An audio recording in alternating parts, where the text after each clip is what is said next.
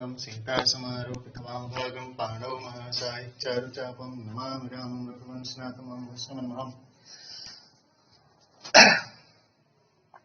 अतः श्री सचिव सचित्र श्रीमद्वाल्मीकि रामायण हिंदी भाषा अनुवाद सहित उत्तरकांड प्रभातम। ओम विष्णु नमः। उत्तरकांड प्रभात की विषयांक्रमिका। प्रथम सर्ग। श्री रामचंद्र जी के गद्दी पर बैठ चुकने पर उनको बधाई देने के लिए पूर्व दिशा से चारों दिशावादी कौशिकादि महर्षियों का आगमन। श्री राम द्वारा उनका पूजन। ऋषियों द्वारा श्री रामचंद्र जी की प्रशंसा। ऋषियों के मुख से इंद्रजीत की प्रशंसा सुन श्री रामचंद्र जी का विस्मित होना।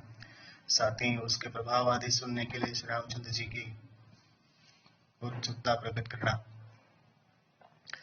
दूसरा सर्ग है। उत्तर में अगस्त जी द्वारा रावण के पितामह पुलस्त्य जी की कथा का वर्णन, विश्रवा की उत्पत्ति। तीसरा सर्ग है। रावण के पिता विश्रवा के तपश्चर्या, विश्रवा को भरद्वाज का अपनी कन्या देना। दोनों से वैश्रवण की उत्पत्ति, विश्रवा द्वारा वैश्रवण को रहने के लिए त्रिकूट पर्वत शिखर स्थित लंका का बतलाया जाना। वैश्रवण की लोकपाल पद पर नियुक्ति, दैवत्व प्राप्ति एवं सवारी के लिए पुष्पक विमान की उपलब्धि। चौथा सर्ग है।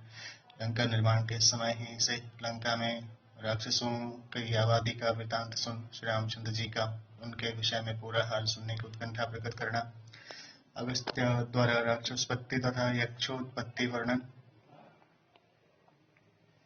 दिति बृहति नामक भाइयों का वर्णन, विद्युत केश की उत्पत्ति, संध्या की कन्या से विद्युत केश का विवाह, माता द्वारा परित्यक्त सुकेश नामक राक्षस बालक को पड़ा दे, दयावश पार्वती और शिव का राक्षस बालकों को वरदान। पांचवा सर्ग है। सुकेश के वंश विस्तार का वर्णन। छठवां सर्ग है। सुकेश के पुत्रों द्वारा देवताओं का सताया जाना और उनके साथ युद्ध करने के लिए देवताओं का युद्ध समारोह। सातवां सर्ग है। राक्षसों और देवताओं की लड़ाई, माली राक्षस का वध। आठवां सर्ग है। माल्यवान का पराजय और बचे हुए राक्षसों सहित लंका से उसका पलायन और श्री भगवान विष्णु के भय से उन सबका रसातल गमन। नवां सर्ग है। माल्यवान के भाई सुमाली का मर्त्यलोक में आगमन, रावण आदि की उत्पत्ति। 10वां सर्ग है। रावण, कुंभकर्ण और विभीषण की तपश्चर्या और ब्रह्मा जी से उनको वरदान का मिलना। 11वां सर्ग है। कुबेर को निकाल कर लंका में राक्षसों का पुनर्वास, रावण का लंका में राज्याभिषेक। 12वां सर्ग है। काल के वंशी दानवेंद्र विद्युजीव का शुक्नखा के साथ विवाह, रावण, कुंभकर्ण और विभीषण का विवाह, इंद्रजीत मेघ आदि का उत्पत्ति। 13वां सर्ग है। कुंभकर्ण का ब्रह्मा के शाप से निद्रा विभूत होना, देवता ऋषि यक्ष और गंधर्वों पर रावण के अत्याचार, कुबेर का रावण के पास दूध भेजना और रावण द्वारा उस दूध का जान से मारा जाना। 14वां सर्ग है। रावण की कैलाश यात्रा, राक्षसों की यक्षों से लड़ाई। 15वां सर्ग है। यक्षों और राक्षसों का युद्ध, कुबेर द्वारा रावण की भर्त्सना, रावण और कुबेर का युद्ध। कुबेर का रावण के प्रहार से मूर्छित होना, रावण द्वारा पुष्पक विमान का अपहरण। 16वां सर्ग है। रावण का युद्ध करने के लिए इधर उधर घूमते हुए कैलाश के समीप पहुंचना और कैलाश पर्वत को उठाना, पर्वत के नीचे रावण के हाथों का दब जाना और उसका रोना, इस पर उसको रावण नाम की प्राप्ति। रावण का मर्त्यलोक में आगमन और मनुष्यों को सताना। 17वां सर्ग है। हिमालय पर्वत पर रावण का वेदवती के साथ काम चेष्टा करना, वेदवती का अग्नि में कूदकर प्राणोत्सर्ग करना और रावण को शाप देना। 18वां सर्ग है। रावण का उशीरबीज नामक देश में गमन, वहां मरुत राजा को रावण का युद्ध के लिए लल कारण, मरुत और रावण का कथोपकथन। राजा मरुत के यज्ञ में आए हुए ऋषियों को मारकर रावण का उनका रक्तपान कर वहां से प्रस्थान करना। 19वां सर्ग है। अयोध्या नरेश अनरण्य के साथ रावण का युद्ध, अनरण्य का पराजय और रावण को शाप तथा अनरण्य की स्वर्ग यात्रा। 20वां सर्ग है। रावण और नारद का संवाद, नारद का यमराज से युद्ध करने के लिए रावण को परामर्श। 21वां सर्ग है। रावण का यमपुरी में जाकर उत्पात और यम किन्नरों के साथ उसका युद्ध। 22वां सर्ग है। युद्ध स्थल में यमराज के साथ रावण का युद्ध, ब्रह्मा जी के अनुरोध से यमराज का युद्ध स्थल से अंतर्ध्यान होना, रावण का अपने विजय का डंका बजाकर वहां से प्रस्थान। 23वां सर्ग है। रावण का रसातल प्रवेश, वहां पर वरुण और वरुण पुत्रों से रावण का युद्ध, वरुण पुत्रों का युद्ध में मारा जाना, रावण का विजय और लंका को लौट जाना। प्रक्षिप्त सर्ग 5 है। प्रथम प्रक्षिप्त सर्ग है। युद्धोन्मत्त रावण का अश्मनगर में गमन, वहां राजा बलि के द्वार पर उपस्थित महापुरुष से रावण का वार्तालाप, उनके निर्देश से रावण का भवन के भीतर प्रवेश और राजा बलि के पास गमन, राजा बलि की बल परीक्षा में रावण का विफल होना। दूसरा प्रक्षिप्त सर्ग है। रावण का सूर्यलोक में गमन और दूतों द्वारा दोनों में कथोपकथन, रावण का वहां पर अपने विजय की घोषणा कर वहां से प्रस्थान। तीसरा प्रक्षिप्त सर्ग है रावण की चंद्रलोक यात्रा। बीच में रावण का मंदाता से युद्ध, पुलस्त्य का बीच में पर दोनों का मेल करवा देना। चौथा प्रक्षिप्त सर्ग है रावण का चंद्रमा के साथ युद्ध और ब्रह्मा जी का बीच में पर दोनों को समझाना। पांचवा प्रक्षिप्त सर्ग है रावण का पश्चिम दिशा के एक द्वीप में गमन और वहां कपिल देव द्वारा रावण का पराजय। 24वां सर्ग है रावण का लंका को लौटते समय अनेक देव मुनियों और यक्षों को मारना तथा उनकी सुंदर ललनाओं को बरजोरी ले आना। 25वां सर्ग है मधु दैत्य द्वारा अपनी बहन कुंभीनसी के हरे जाने का संवाद सुन रावण का मधुपुरी में गमन और बहन के कहने से मधु में और रावण में मेल का होना। स्वर्ग विजय के लिए रावण का उद्योग।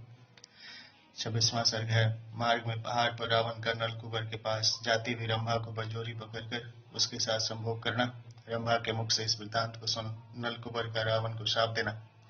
इस श्राप का वृत्तांत सुन रावण के अंतःपुर में वृद्ध ललनाओं का प्रसन्न होना। 27वां सर्ग है रावण का स्वर्ग में पहुंचना और इंद्र को युद्ध के लिए ललकारना। इंद्र का नारायण के पास जाना। इंद्र और नारायण का संवाद। राक्षसों और देवताओं का युद्ध। सावित्री के गदा प्रहार से युद्धभूमि से राक्षसों का पलायन। 28वां सर्ग है रावण को भागते देख मेघनाद का देवताओं पर आक्रमण करना और उनको रण क्षेत्र से भगा देना। इंद्र को उत्साहित करने पर देवताओं का लौटना और राक्षसों के साथ घोर युद्ध करना। 29वां सर्ग है मायावी मेघनाद का अदृश्य हो जाना। अवसर पा इंद्रजीत का इंद्र पर आक्रमण कर इंद्र को पकड़कर बांध लेना तथा उनको अपने साथ रथ में बिठा लंका को ले जाना। 30वां सर्ग है ब्रह्मा का लंका में जाना और मेघनाद को इंद्रजीत की उपाधि से अलंकृत कर इंद्र को बंधन मुक्त करवाना। इंद्र की आत्मग्लानि।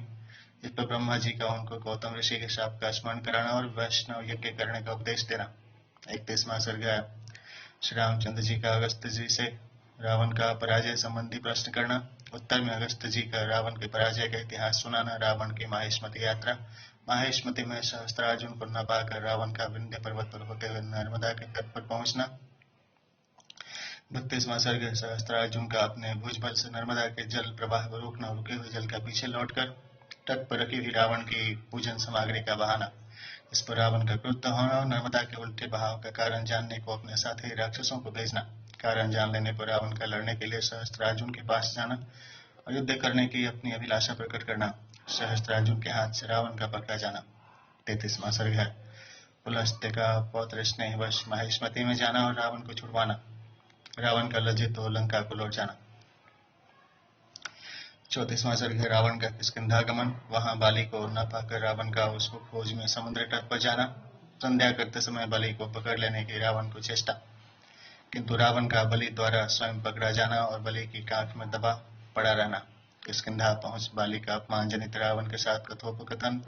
बाली के साथ रावण का मैत्री करके 1 मास तक किष्किंधा में लंका को लौट जाना। 35वां सर्ग है श्री रामचंद्र जी का महर्षि अगस्त से हनुमान जी के संबंध में प्रश्न और महर्षि का श्री हनुमत जन्म कथा का कहना। 36वां सर्ग है हनुमान जी को देवताओं द्वारा वर प्राप्ति। हनुमत चरित्र सुन श्री रामचंद्र जी का विस्मित होना। समागत ऋषियों का प्रस्थान और यज्ञ में सम्मिलित होने के लिए श्री रामचंद्र जी की उन सबसे प्रार्थना। 37वां सर्ग है रामाभिषेक के अनंतर और ऋषियों के चले जाने पर एवं प्रथम रात बीतने पर बंदीजनों का श्री रामचंद्र जी को जगाने के लिए उनका गुणगान करना। प्रक्षिप्त सर्ग 5। प्रथम प्रक्षिप्त सर्ग है अगस्त जी के मुख से बाली और सुग्रीव की जन्म कथा। दूसरा प्रक्षिप्त सर्ग है अगस्त जी का श्री रामचंद्र जी को रावण द्वारा सीता के हरे जाने का रहस्य वृत्तांत सुनाना।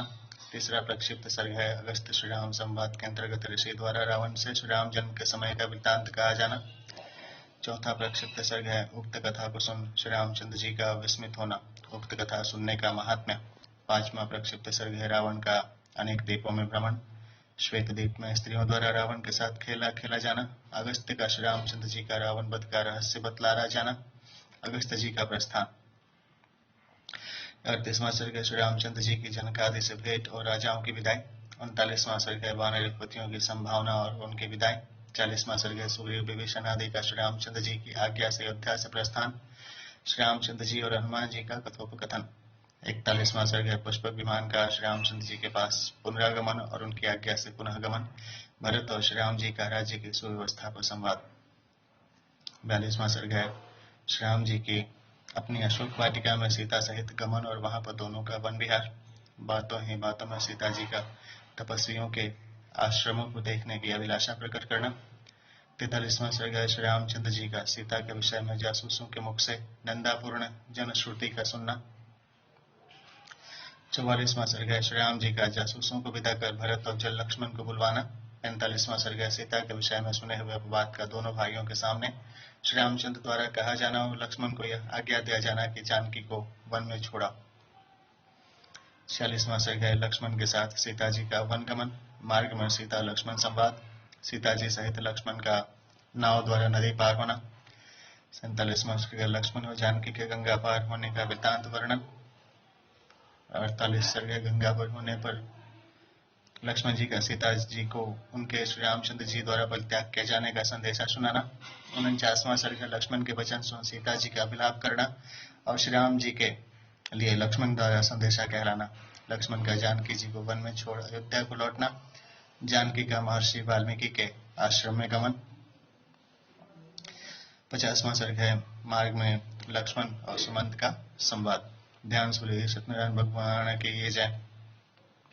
हम श्रीमद् रामायण पारायणोपक्रम सनातन धर्म के अंतर्गत जिन वैदिक संप्रदाय में श्रीमद् रामायण का पारायण होता है उन्हीं संप्रदायों के अनुसार उपक्रम और समापन क्रम प्रत्येक खंड के आदि और अंत में क्रम से दे दिए गए हैं। श्री वैष्णव संप्रदाय प्रार्थना। कूजन्तं राम रामेति मधुरं मधुराक्षरम् आरुह्य कवितां शाखं वन्दे वाल्मीकि कोकिलं वाल्मीकिर्मुनिसिंहस्यं कवितावनचारिण शृण्वन् रामकथानादं को न याति परां गतिम् यः पिबन् सततं रामचरित्रामृतसागरम् अतृप्तस्तं मुनिं वन्दे प्राचेतसमकल्मषं गोष्पदीकृतवारेशम् अशकीकृतराक्षसं रामायण महामाला रत्नं वन्दे नीलात्मजम् अंजनानन्दनं वीरं जानकी शोकनाशनं कपीशमक्षहन्तारं वन्दे लङ्काभयङ्करं मनोजवं मारुततुल्यवेगं जितेन्द्रियं बुद्धिमतां वरिष्ठं वातात्मजं वानरेत्थमुख्यं श्रीरामदूतं शिरसा नमामि।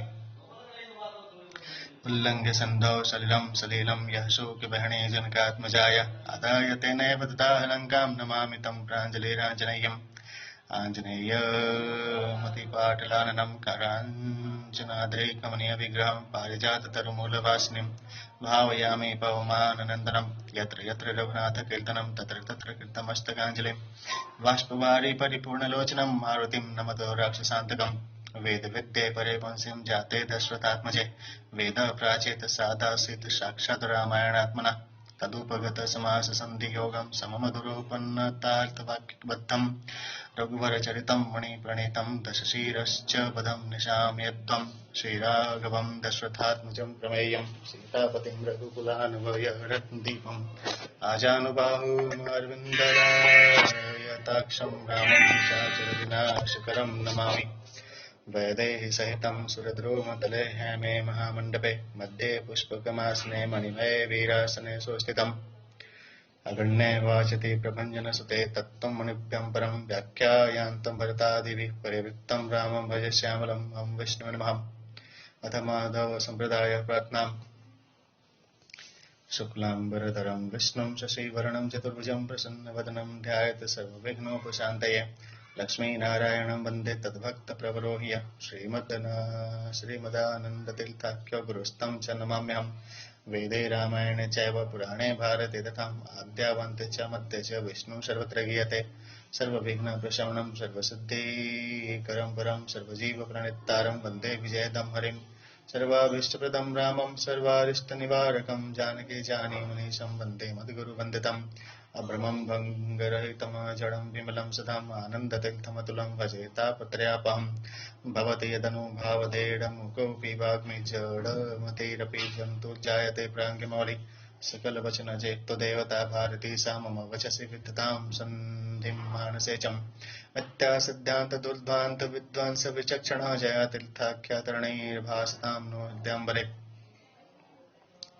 चित्रैः पदैश्च गम्भीरैर्वाक्यैर्माणैरखण्डिते गुरुभावं व्यञ्जयन्तीं भातिं श्रीजयतीर्थवाक् कूजन्तं राम रामेति मधुरं मधुराक्षरम् आरुह्य कवितां शाखं वन्दे वाल्मीकि कोकिलं वाल्मीकिर्मुनिसिंहस्य कवितावनचारिण शृण्वन् रामकथानादं को न याति परां गतिं यः पिबन् सततं रामचरित्रामृतसागरम् अतृप्तस्तं मुनिं वन्दे प्राचेतत्समकल्मषम् गोष्पदीकृतवारेशं मशकीकृतराक्षसं रामायणमहामाला रत्नं वन्दे नीलात्मजम् अञ्जनानन्दनं वीरं जानकीशोकनाशनं कपीशमक्षान्तारं वन्दे लङ्काभयङ्करम्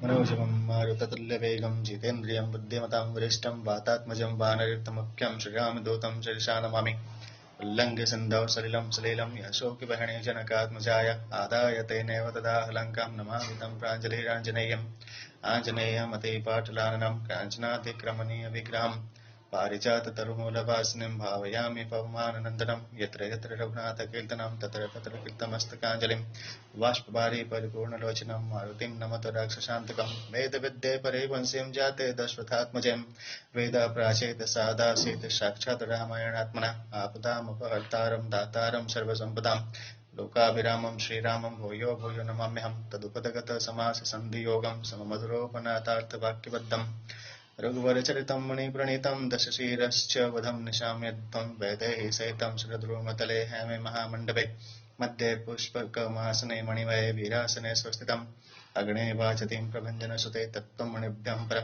व्याख्यान्तं भरतादिभिः परिवृत्तं रामं भजे श्यामलं वन्दे वन्द्यं विधिभवमहेन्द्राद्रिवृणाकेन्द्र व्यक्तं व्याप्तं स्वगुणनिरतो देशतः कालतश्च द्यूतावद्यं सुखचित्तिमैर्मङ्गलैर्युक्तमङ्गलसानत्यं नोभिद यदधिकं ब्रह्मनारायणाख्यं भूषारत्नं भुवनवलयस्याखिलास्य चर्यरत्नं लीलारत्नं जलधिदोहितदेवतामौलिरत्नं चिन्तारत्नं जगति भजतां सत्सरोजद्युरत्नं कौसल्यां लस्तु मम हृदमण्डले पुत्ररत्नं महाव्याकरणाम्बोधिमन्थमानसमन्दरं कवयन्तं रामकीर्त्यमनुमन्तमुपास्महे मुख्यप्राणाय भीमाय नमो यस्य भुजान्तरं नानाविधसुवर्णानां निकपाश्मायितं भवौ स्वान्तस्थानन्तशय्यायं पूर्णज्ञानमहार्णसे वतङ्गवाक्तरङ्गाय मध्यदुग्धावधये नमः वाल्मीकिर्गो पुनर्यात्रो महीधरपदाश्रय यदुग्धमुपजीवन्तीं कवयस्तरुणकायिवं सुक्तिरत्नाकरे रम्ये मूलरामायणार्णवे विहरन्तो महीयांसः प्रियन्तां गुरुवो मम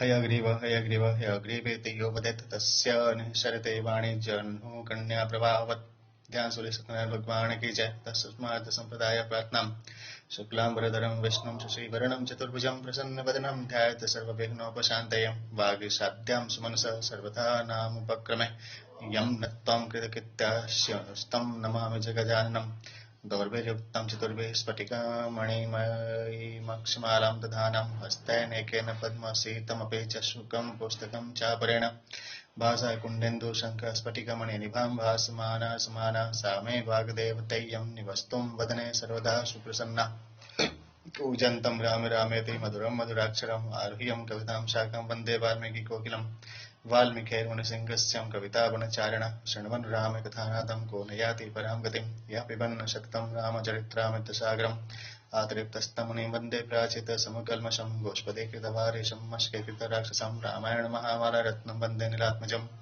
अञ्जनानन्दनं वीरं जानकीशोकनाशनं कपीशमक्षहन्तारं वन्दे लङ्काभयङ्करम् उल्लङ्घ्य सिन्धौ सलिलं यः शोकवर्णी जनकात्मजाय आदाय तेनैव तदाह लङ्कां नमामि तं प्राञ्जलिराञ्जनेयम् आञ्जनेयमतिपाटलाननं काञ्चनादिकमनीयविग्रहं पारिजाततरुमूलवासिनं भावयामि पवमाननन्दनं यत्र यत्र रघुनाथकीर्तनं तत्र तत्र कीर्तमस्तकाञ्जलिं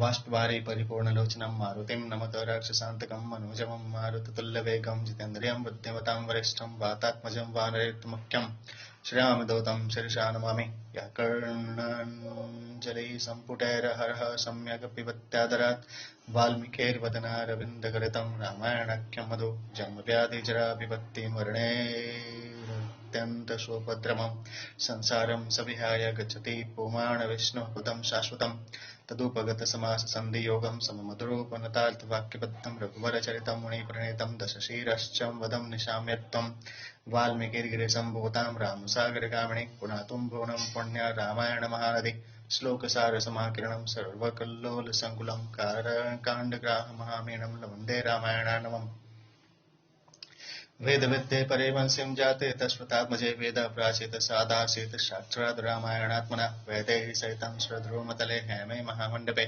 मध्ये पुष्पकमासने मणिमये वीरासने सुस्थितम् अगण्ये वाचति प्रभञ्जनसुते तत्त्वमणिभ्यं परं व्याख्यान्तं भरतादिभिः परिवृत्तं रामं भजे श्यामलम् वामे भूमिसुता पुनश्च हनुमान् पश्चात् सुमित्रासुतः तत्शत्रुघ्नो भरतश्च पार्श्वदलयोर्वायव्याधिकोणेषु च सुग्रीवश्च विभीषणश्च विवराट तारासुतो जाम्बवान् मध्ये नीलसरोजकोमलरुचिं रामं भजे श्यामलम् नमोऽस्तु रामाय सलक्ष्मणाय तेभ्य च तस्य जनकात्मजाय नमोऽस्तु रुद्रेन्द्रयमानिलेभ्यो नमोऽस्तु चन्द्रार्कमरुद्गणेभ्यां ध्यान सुर सत्यनारायण भगवान की जय।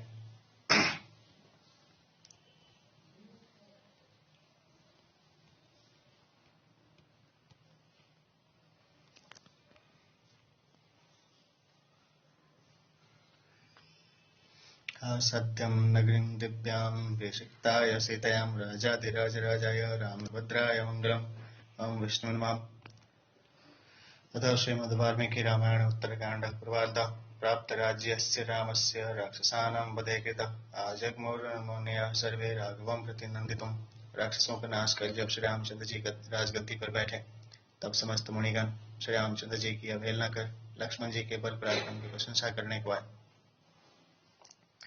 कौशिको अथ यवप्रेतो गार्गयो गाल्व एव च कण्वो मेघातिथे पुत्र पूर्वस्यां दिशि श्रूये श्रितः स्वस्त्यात्रेयत भगवान् मुचिं प्रमोच्यस्तथा आगस्त्योतिच्च भगवान् सुमुखो विमुखस्तथा आजग्मुस्ते सहागस्त्याये स्थितां दक्षिणां दिशं नृपदगो कपवशो धौम्यो कौशेयश्च महानसि ते अयाजग्मुषाशिष्यावे ये श्रिता पश्चिमां दिशं वसिष्ठ कश्यपो अथात्रे विश्वामित्र स गौतमः जमदग्न भरद्वाजस्तेऽपि सप्तर्षयस्तथा उदिच्यां दिशि सप्ते नित्यमेव निवासिनः। उन ऋषियों के नाम ये थे कौशिक, यवकृत, गार्ग्य, गालो और मेघातिथि के पुत्र कण्व। ये सब ऋषि पूर्व दिशा में रहा करते थे। स्वस्त्यात्रेय, नमुचि, प्रमुचि अगस्त्य की अध्यक्षता में आए थे और दक्षिण दिशा में रहा करते थे। अंधरीक्ष, दगु, कवशी, धौम्य और शिष्य कौशेय ये पश्चिम दिशा के रहने वाले थे, पश्चिम ही से आए थे। वशिष्ठ, कश्यप, अत्रि, विश्वामित्र, गौतम, जमदग्नि और भारद्वाज ये 7 ऋषि उत्तर दिशा के रहने वाले उत्तर दिशा से आए थे। अत्रि का नाम 2 बार आया है। ये अत्रि 2 थे, पहले तो दक्षिण दिशावासी और दूसरे उत्तर दिशावासी। दूसरे अत्रि सप्तर्षियों में परगणित हैं। वशिष्ठ के संबंध में यह शंका अवश्य हो सकती है कि जब वशिष्ठ जी सदा राजपुरोहित होने के कारण अयोध्या ही में रहा करते थे तब उनका उत्तर दिशा से सप्तर्षियों के साथ आना यहाँ क्यों लिखा गया। इस शंका का समाधान करते हुए भूषण टीकाकार ने लिखा है यथा अगस्त्यो ज्योतिर्मण्डलस्थोऽपि भुवि तपसमार्जनाय शरीरान्ते आगतस्तथा वासिष्ठोऽपि ज्योतिर्मण्डलस्थः सप्तर्षिभिः समागत इति पद्यम्। अर्थात जिस प्रकार ज्योतिर्मण्डलस्थ अगस्त भगवान तप फल अर्जन करने के लिए दूसरा शरीर धारण कर पृथ्वी पर आ गए थे, वैसे ही वशिष्ठ जी भी अयोध्या में दूसरा शरीर धारण कर रहते थे। संप्राप्य तदे महात्मानो राघवस्य निवेशनम वशिष्ठता प्रतिहारार्थ होतासन समप्रभा। ये समस्त ऋषि श्री रामचंद्र जी के राजभवन की ड्योढ़ी पर पहुंचे। ये सभी अग्नि के समान तेजस्वी थे। उन सबको द्वारपालों ने आदर पूर्वक बिठाया। वेद वेद्यांग विदुषो नाना शस्त्र विशारदा द्वास्थम प्रोवाच धर्मात्मा ह्यागस्त्यो निसत्तम। वेद वेदांग के क्या था, अनेक शास्त्रों में निष्णात उन्हें श्रेष्ठ धर्मात्मा अगस्त जी द्वारपालों से बोले। निवेद्यतां दाश्वते ऋषीणास्मान् समागतान् प्रतिहारस्ततस्तुर्णमो अगस्त्य वसनाद्भुतम्। महाराज श्री रामचंद्र जी से जाकर निवेदन करो कि हम सब ऋषि आए हुए हैं और श्री रामचंद्र जी से मिलना चाहते हैं। अगस्त जी के ये वचन सुन द्वारपाल तुरंत अंदर चल दिया। समीपम राघवस्याशु प्रविवेश महात्मना नयेंगितज्ञ सदवृत्तो दक्षो धैर्य समन्विता। वह शीघ्र ही श्री रामचंद्र जी के पास पहुंचा। वह द्वारपाल नीतिवान, इशारों को समझने वाला, सदाचारी, चतुर और धैर्यवान था। स रामं दृश्य सहसा पूर्णचंद्र समुद्युतिम आगस्त्यम कथ्यामासम संप्राप्तमीर्षिषत्तमम्।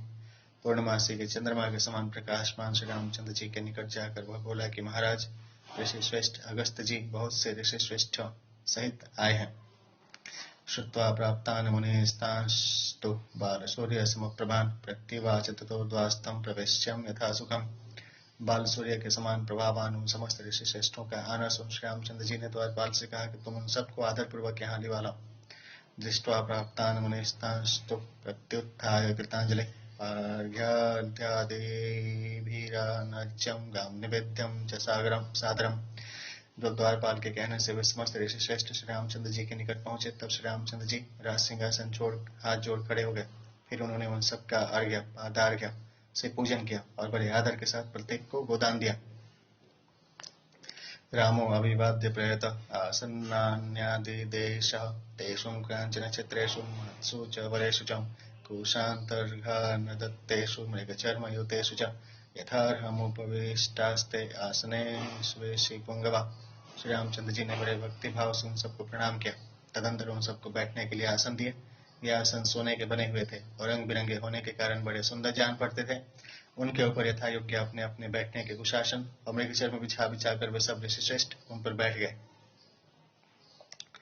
रामेण कुशलम पृष्ट्याम सशिष्या स पुरोगमा महर्षियो वेदविद्दो रामं वचनम अब्रुवन् कुशलम नो महाबाहो सर्वत्र रघुनंदना। तदंतर श्री रामचंद्र जी ने उनके शिष्यों सहित प्रधान ऋषियों से कुशल मंगल पूछा। तब वे वेदज्ञ ऋषिगण कहने लगे, हे रघुनंदन, हे महाबाहो, हम सब प्रकार से कुशल पूर्वक हैं। ताम तो दिष्ट्या कुशलिनम पश्यामो ह्यात शात्रवम दिष्ट्याम तया हतो राजन रावणो लोक रावण। शत्रुओं का संहार कर आपको सकुशल देख हम अत्यंत प्रसन्न हैं। हे राजन, यह सौभाग्य की बात है कि जो आपने लोगों को रुलाने वाले रावण को मार डाला। नहीं बार सते राम रावण पुत्र पौत्रवान सतनुस्तम ही लोकास्त्रेन विजयेथाम न संशय। हे राम, आपके लिए पुत्र पौत्रवान रावण का नाश करना कोई बड़ी बात न थी, क्योंकि आप तो हाथ में धनुष लेकर तीनों लोगों को जीत सकते हैं, इसमें कुछ भी संदेह नहीं है। दिष्ट्या तया तो राम रावण राक्षसेश्वर दिष्ट्याम विजयिनम तथ्यम पश्याम सहसीत्या। यह बड़े सौभाग्य की बात है कि आपने राक्षसेश्वर रावण को मार डाला, और यह भी बड़े सौभाग्य की बात है कि हम सब लोग सीता सहित आपको विजय देख रहे हैं। लक्ष्मणेन च धर्मात्मा भरतां तद्धित कारिण मातृभिर्भ्रातृ सहितं पश्यामुद्यम वयं नृप। हे धर्मात्मन, आपके हितकारी भाई लक्ष्मण, माता तथा अन्य बंधुओं के साथ आपको आज हम सकुशल देख रहे हैं। दिष्ट्या प्रहस्तो विकटो विरूपाक्ष महोदर अकंपनश्च दुर्घर्षो निहतास्तेन शाचर। दैवात ही दुर्घर्ष प्रहस्त विकट विरूपाक्ष महोदर और अकंपन आदि राक्षसों को आपने मारा। यस्य प्रमाणादिकुलं प्रमाणं नेह विद्यते दिष्ट्यां ते समरे राम कुंभकर्णो निपातितः। जिसके समान विशाल का दूसरा व्यक्ति इस भूमंडल पर कोई था ही नहीं, उस कुंभकर्ण को दैवात ही आपने युद्ध में मारकर गिरा दिया। त्रिशिराश्चातिकायश्चम देवांतक नरांतको दिष्ट्यां तिन्हत्ता राम महावीर्य निशाचर। त्रिशिरातिकाय देवांतक और नरांतक जैसे महाबलवान राक्षसों को हे राम दैवात ही आपने मार गिराया है। दिष्ट्यां त्वं राक्षसेन्द्रेणं द्वन्द्वं युद्धमुपागतः देवतानां बद्धेन विजयं प्राप्तवानसि। देवताओं से अवध्य राक्षस राज रावण के साथ द्वंद्व युद्ध कर आपने जो विजय प्राप्त की है, सो यह बड़े आनंद की बात है। संख्येतस्य न किंचितो रावणस्य पराभवः द्वंद्व युद्ध मनो प्राप्तो दिष्ट्यां ते रावणैर्हतः। किंतु हे वीर, युद्ध में रावण को जीतना उतना कठिन न था जितना कि इंद्रजीत को मारना कठिन था, सो उस इंद्रजीत को द्वंद्व युद्ध में मार डाला, यह सौभाग्य की बात है। दिष्ट्या तस्य महाबाहो कालस्येवाभिधावतः मुक्तः सुररिवोर्वीरं प्राप्तश्च विजयस्त्वया। अभिनन्दाम ते सर्वे संश्रुत्येन्द्रजितो वधम् अवध्यः सर्वभूतानां महामायाधरो युधि। काल के समान दौड़ने वाले उस देव शत्रु से बचकर आप विजयी हुए हैं। हे राम, उस इंद्रजीत का वध सुनकर हम सब लोग आनंदित हुए हैं, क्योंकि वह युद्ध में बड़ी माया रचा करता था और उसे कोई भी मार नहीं सकता था। विस्मयस्तवेषचास्माकं तञ्च श्रुत्वा इन्द्रियजितं हतं दत्त्वां पुण्यामिमां वीरं सौम्यामभयदक्षिणां दिष्ट्यां वदसि काकुतस्थः जयेनामित्रकर्षण।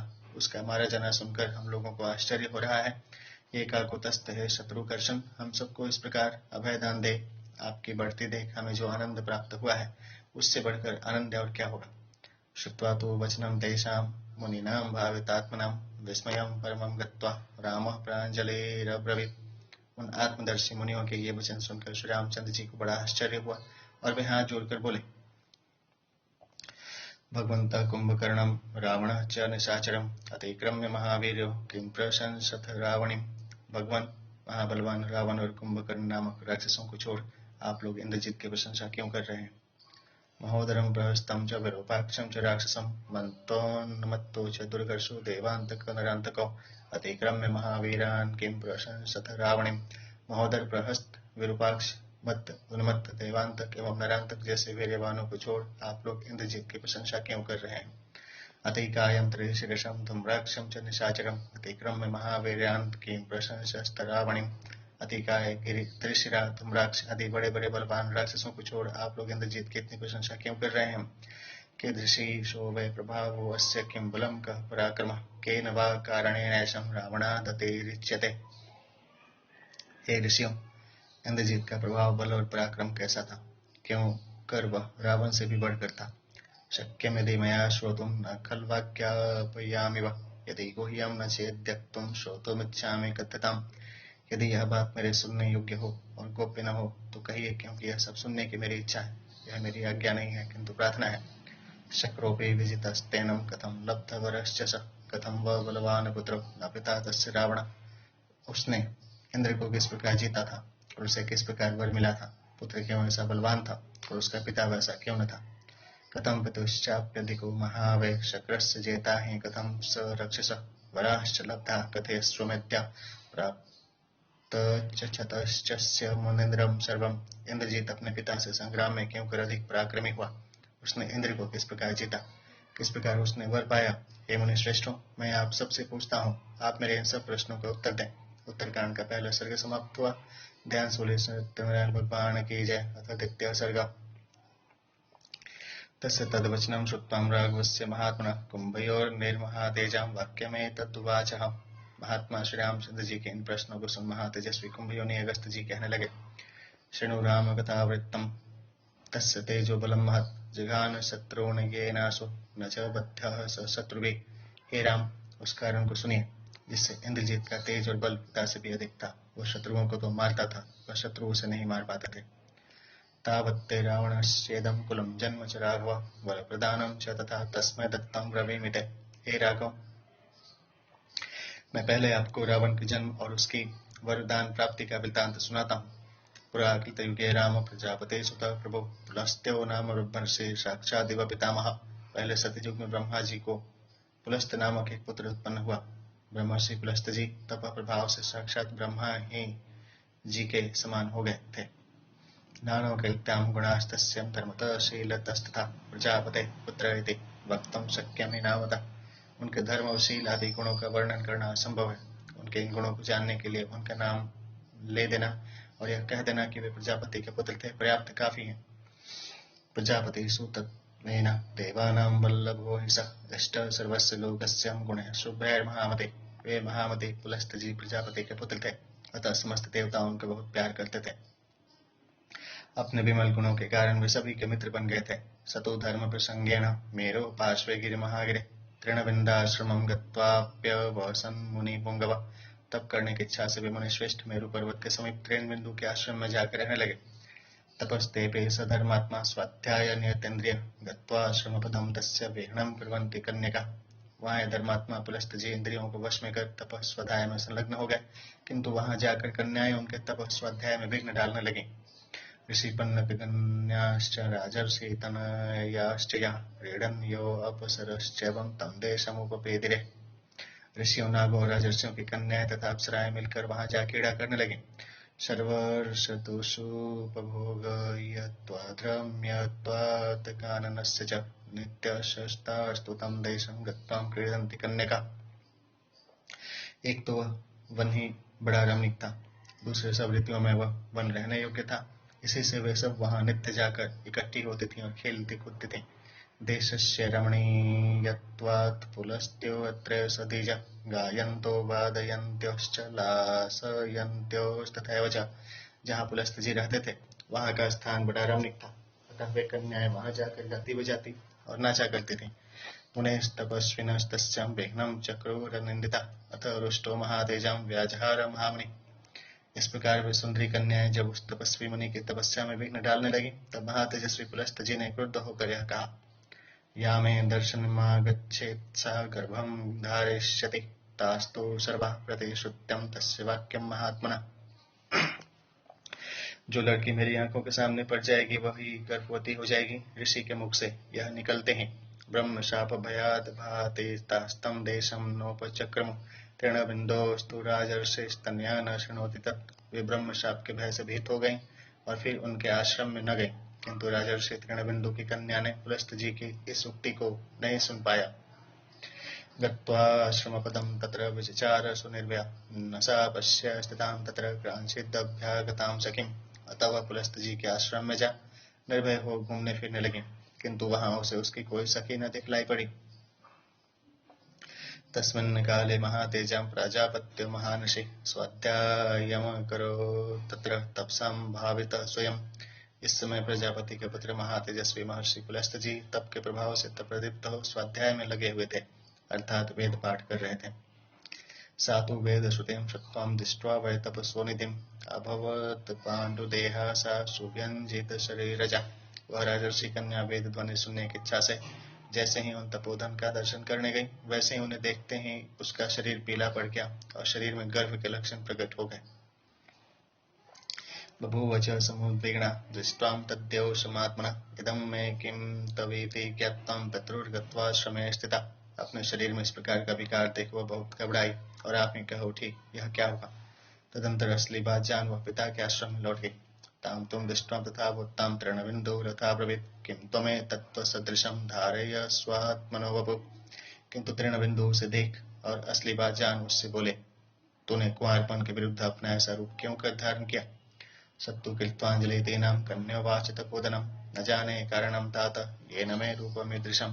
तब वह कन्या उदास हो अपने तपस्वी पिता से बोली, हे पिता, मैं स्वयं अभी तक नहीं समझ सकी कि किस कारण से मेरा ऐसा रूप हो गया है, किंतु पूर्वं गतास्याम् एकां महर्षेर्भावितात्मनः पुलस्त्याश्रमं दिव्यम् अन्वेष्टुं स्वसखीजनम्।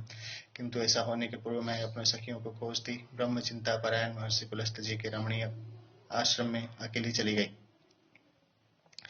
न च पश्याम्यहं तत्रं काचिच्च दभ्यागतां सखीं रूपस्यं तु विपर्यांसं पृष्ट्वां त्रासादिहागता। वहां मुझे अपनी कोई भी सखी सहेली आती हुई न देख पड़ी, किंतु जब मैंने अपना ऐसा बदला हुआ रूप देखा तब डर कर यहाँ भाग गई। तृणबिन्दोस्तु राजर्षिस्तपसा द्योतित प्रभा ध्यानं विवेश तच्चापि यापश्यदृषि कर्मजम्। तप के प्रभाव से युक्त राजर्षि तृणबिन्दु ने ध्यान कर दिव्य दृष्टि से सारा हाल जान लिया। सतु विज्ञाय तं शापं महर्षेर्भावितात्मना गृहीत्वां तनयां गत्वां पुलस्त्याम् इदं ब्रवीत्। ब्रह्म चिंता परायण महर्षि पुलस्त जी के शाप का वृत्तांत जान तृणबिन्दु उस कन्या को साथ ले मुनि के पास गए और उनसे यह कहा, भगवान स्तन्यां मे त्वं गुणे स्वरेव भूषितां भिक्षां प्रति गृहाणे मां महर्षे स्वयं उद्यताम्। हे भगवान, अपने गुणों से भूषित अर्थात गुणवती और अपने आप आई हुई मेरी इस कन्या को भिक्षा रूप से आप अंगीकार करें।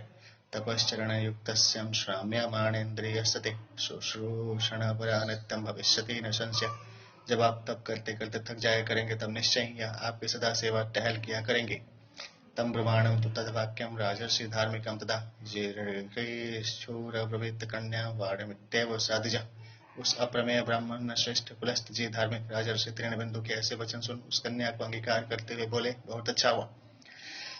तत्वा सा तु यथा न्यायं स्वामाश्रमपदं गता सापि तत्रावसत् कन्यां तोषयन्तीं पतिं गुणे। अपनी कन्या को पुलस्त जी को सौंप राजा तृणबिन्दु अपने आश्रम में लौट आए। वह राजकन्या भी अपने गुणों से पति को संतुष्ट कर वहां रहने लगी। तस्यास्तु शीलवृत्ताभ्यां सुदोषं मुनिपुंगव प्रीतः स तु महातेजा वाक्यमेतदुवाचहम्। महातेजस्वी मुनि श्रेष्ठ पुलस्त उस राजकन्या के शील स्वभाव से संतुष्ट हुए और प्रसन्न होकर उससे बोले, परितुष्टो अस्मि शुश्रूषोणि गुणानां संपदाभृशं तस्मात् देवी ददाम्यद्यं पुत्रमात्मसमं तव उभयोर्वशकर्तारं पौलस्त्येति विश्रुतम्। हे शुश्रोणि, मैं तेरी गुण संपदा से गुणमावली से तेरे ऊपर बहुत प्रसन्न हूँ, अतः हे देवी, आज मैं तुझे अपने तुल्य पुत्र देता हूँ। वह दोनों वंशों का बढ़ाने वाला होगा और पौलस्त्य के नाम से प्रसिद्ध होगा। यस्मातो विश्रुतो वेदस्त्वयशो अध्ययतो मम तस्मात् तस्य विश्रवा नाम भविष्यति न संशय। तूने मेरी वेद ध्वनि सुनकर गर्भ धारण किया है, अतः निसंदेह उसका नाम विश्रवा होगा। एवं उक्त्वा तु सा देवीं प्रहृष्टेनान्तरात्मना अचिरेणेव कालेन सुतविश्रवसं सुतं त्रिषु लोकेषु विख्यातं यशो धर्म समन्वितम। वह देवी इस प्रकार वर प्राप्त कर मन में अत्यंत हर्षित हुई। थोड़ी ही दिनों बाद उसके त्रिलोक विख्यात यशस्वी और धर्मवान विश्वा नामक पुत्र उत्पन्न हुआ। श्रुतिमान समदर्शम च व्रताचारस्ततस्तथा पितेव तपसा युक्तो याभवद्विश्रवामणि। वेदज्ञ और समदर्शी विश्रवामणि व्रताचार में रत तो अपने पिता की तरह तप करने लगे। उत्तरकांड का दूसरा सर्ग संपूर्ण हुआ। ध्यान से सत्यनारायण भगवान की जय। अतः तृतीय सर्ग। अतः पुत्रः पुलस्तस्यं विश्रवामणिपुंगव आश्रयेणैव कालिनं पितेवं तपसे स्थितः। थोड़े ही दिनों में पुलस्त के पुत्र मुनिश्रेष्ठ विश्रवा अपने पिता के समान तप करने लगे। सत्यवांग शीलावान दान्तं स्वाध्याय निरतः शुचि सर्वभोगेषु संसक्तो नित्यं धर्मपरायण। विश्रवामुनि सत्यवादी शीलविल दांत स्वाध्याय निरत पवित्र सब भोगों से दूर रहने वाले और धर्माचार्य में तत्पर देख पड़ते थे। ज्ञात्वा तस्य तु तदवृत्तं भारद्वाजो महामुनि तदो विश्रवसे भार्यां स्वसुतां देववर्णिनीं। महामुनि भारद्वाज जी ने विश्रवा के ऐसे चरित्रवान होने के कारण अपने देववर्णिनी नाम की कन्या उनको विवाह दी।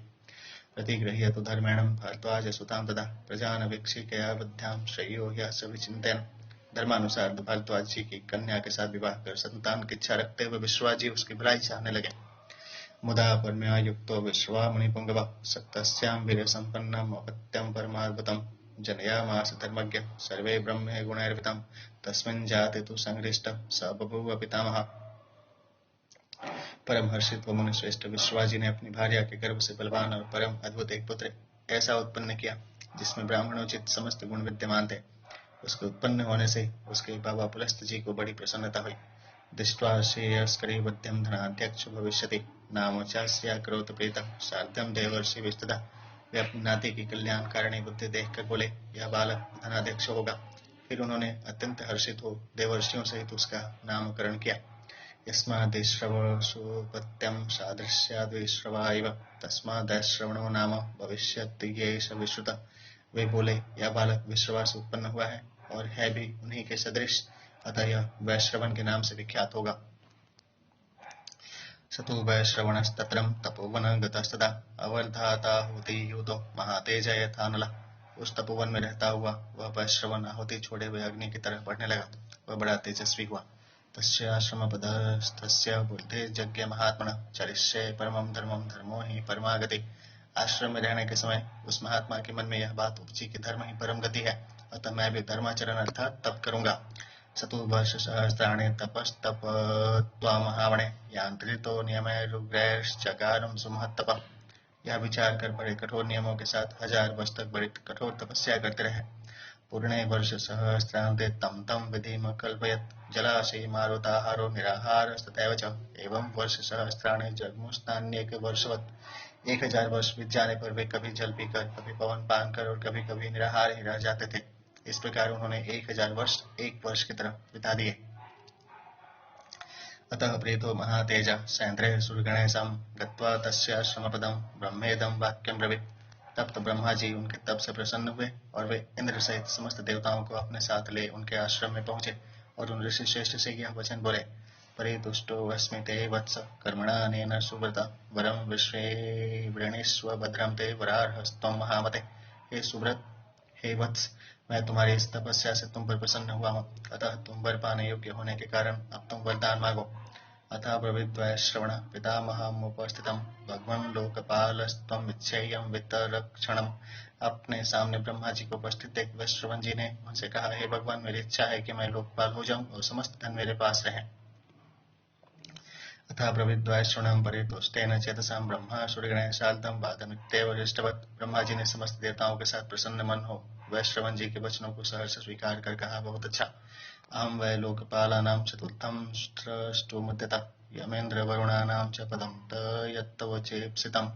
और कहने लगे, हे वत्स, मैं तो चौथा लोकपाल रचने ही वाला था। हे धर्मज्ञ, यम, इंद्र और वरुण के समान समकक्ष लोकपाल होने की तुम्हारी जो कामना है, तदगच्छत्वं हि धर्मज्ञं निरीशत्वमवाप्नुहि शक्रां रूपयमानां च चतुर्थस्त्वं भविष्यसि। सो तुम निधियों के स्वामी पद को प्राप्त होकर इंद्र आदि लोकपालों की तरह चौथे लोकपाल हो गए।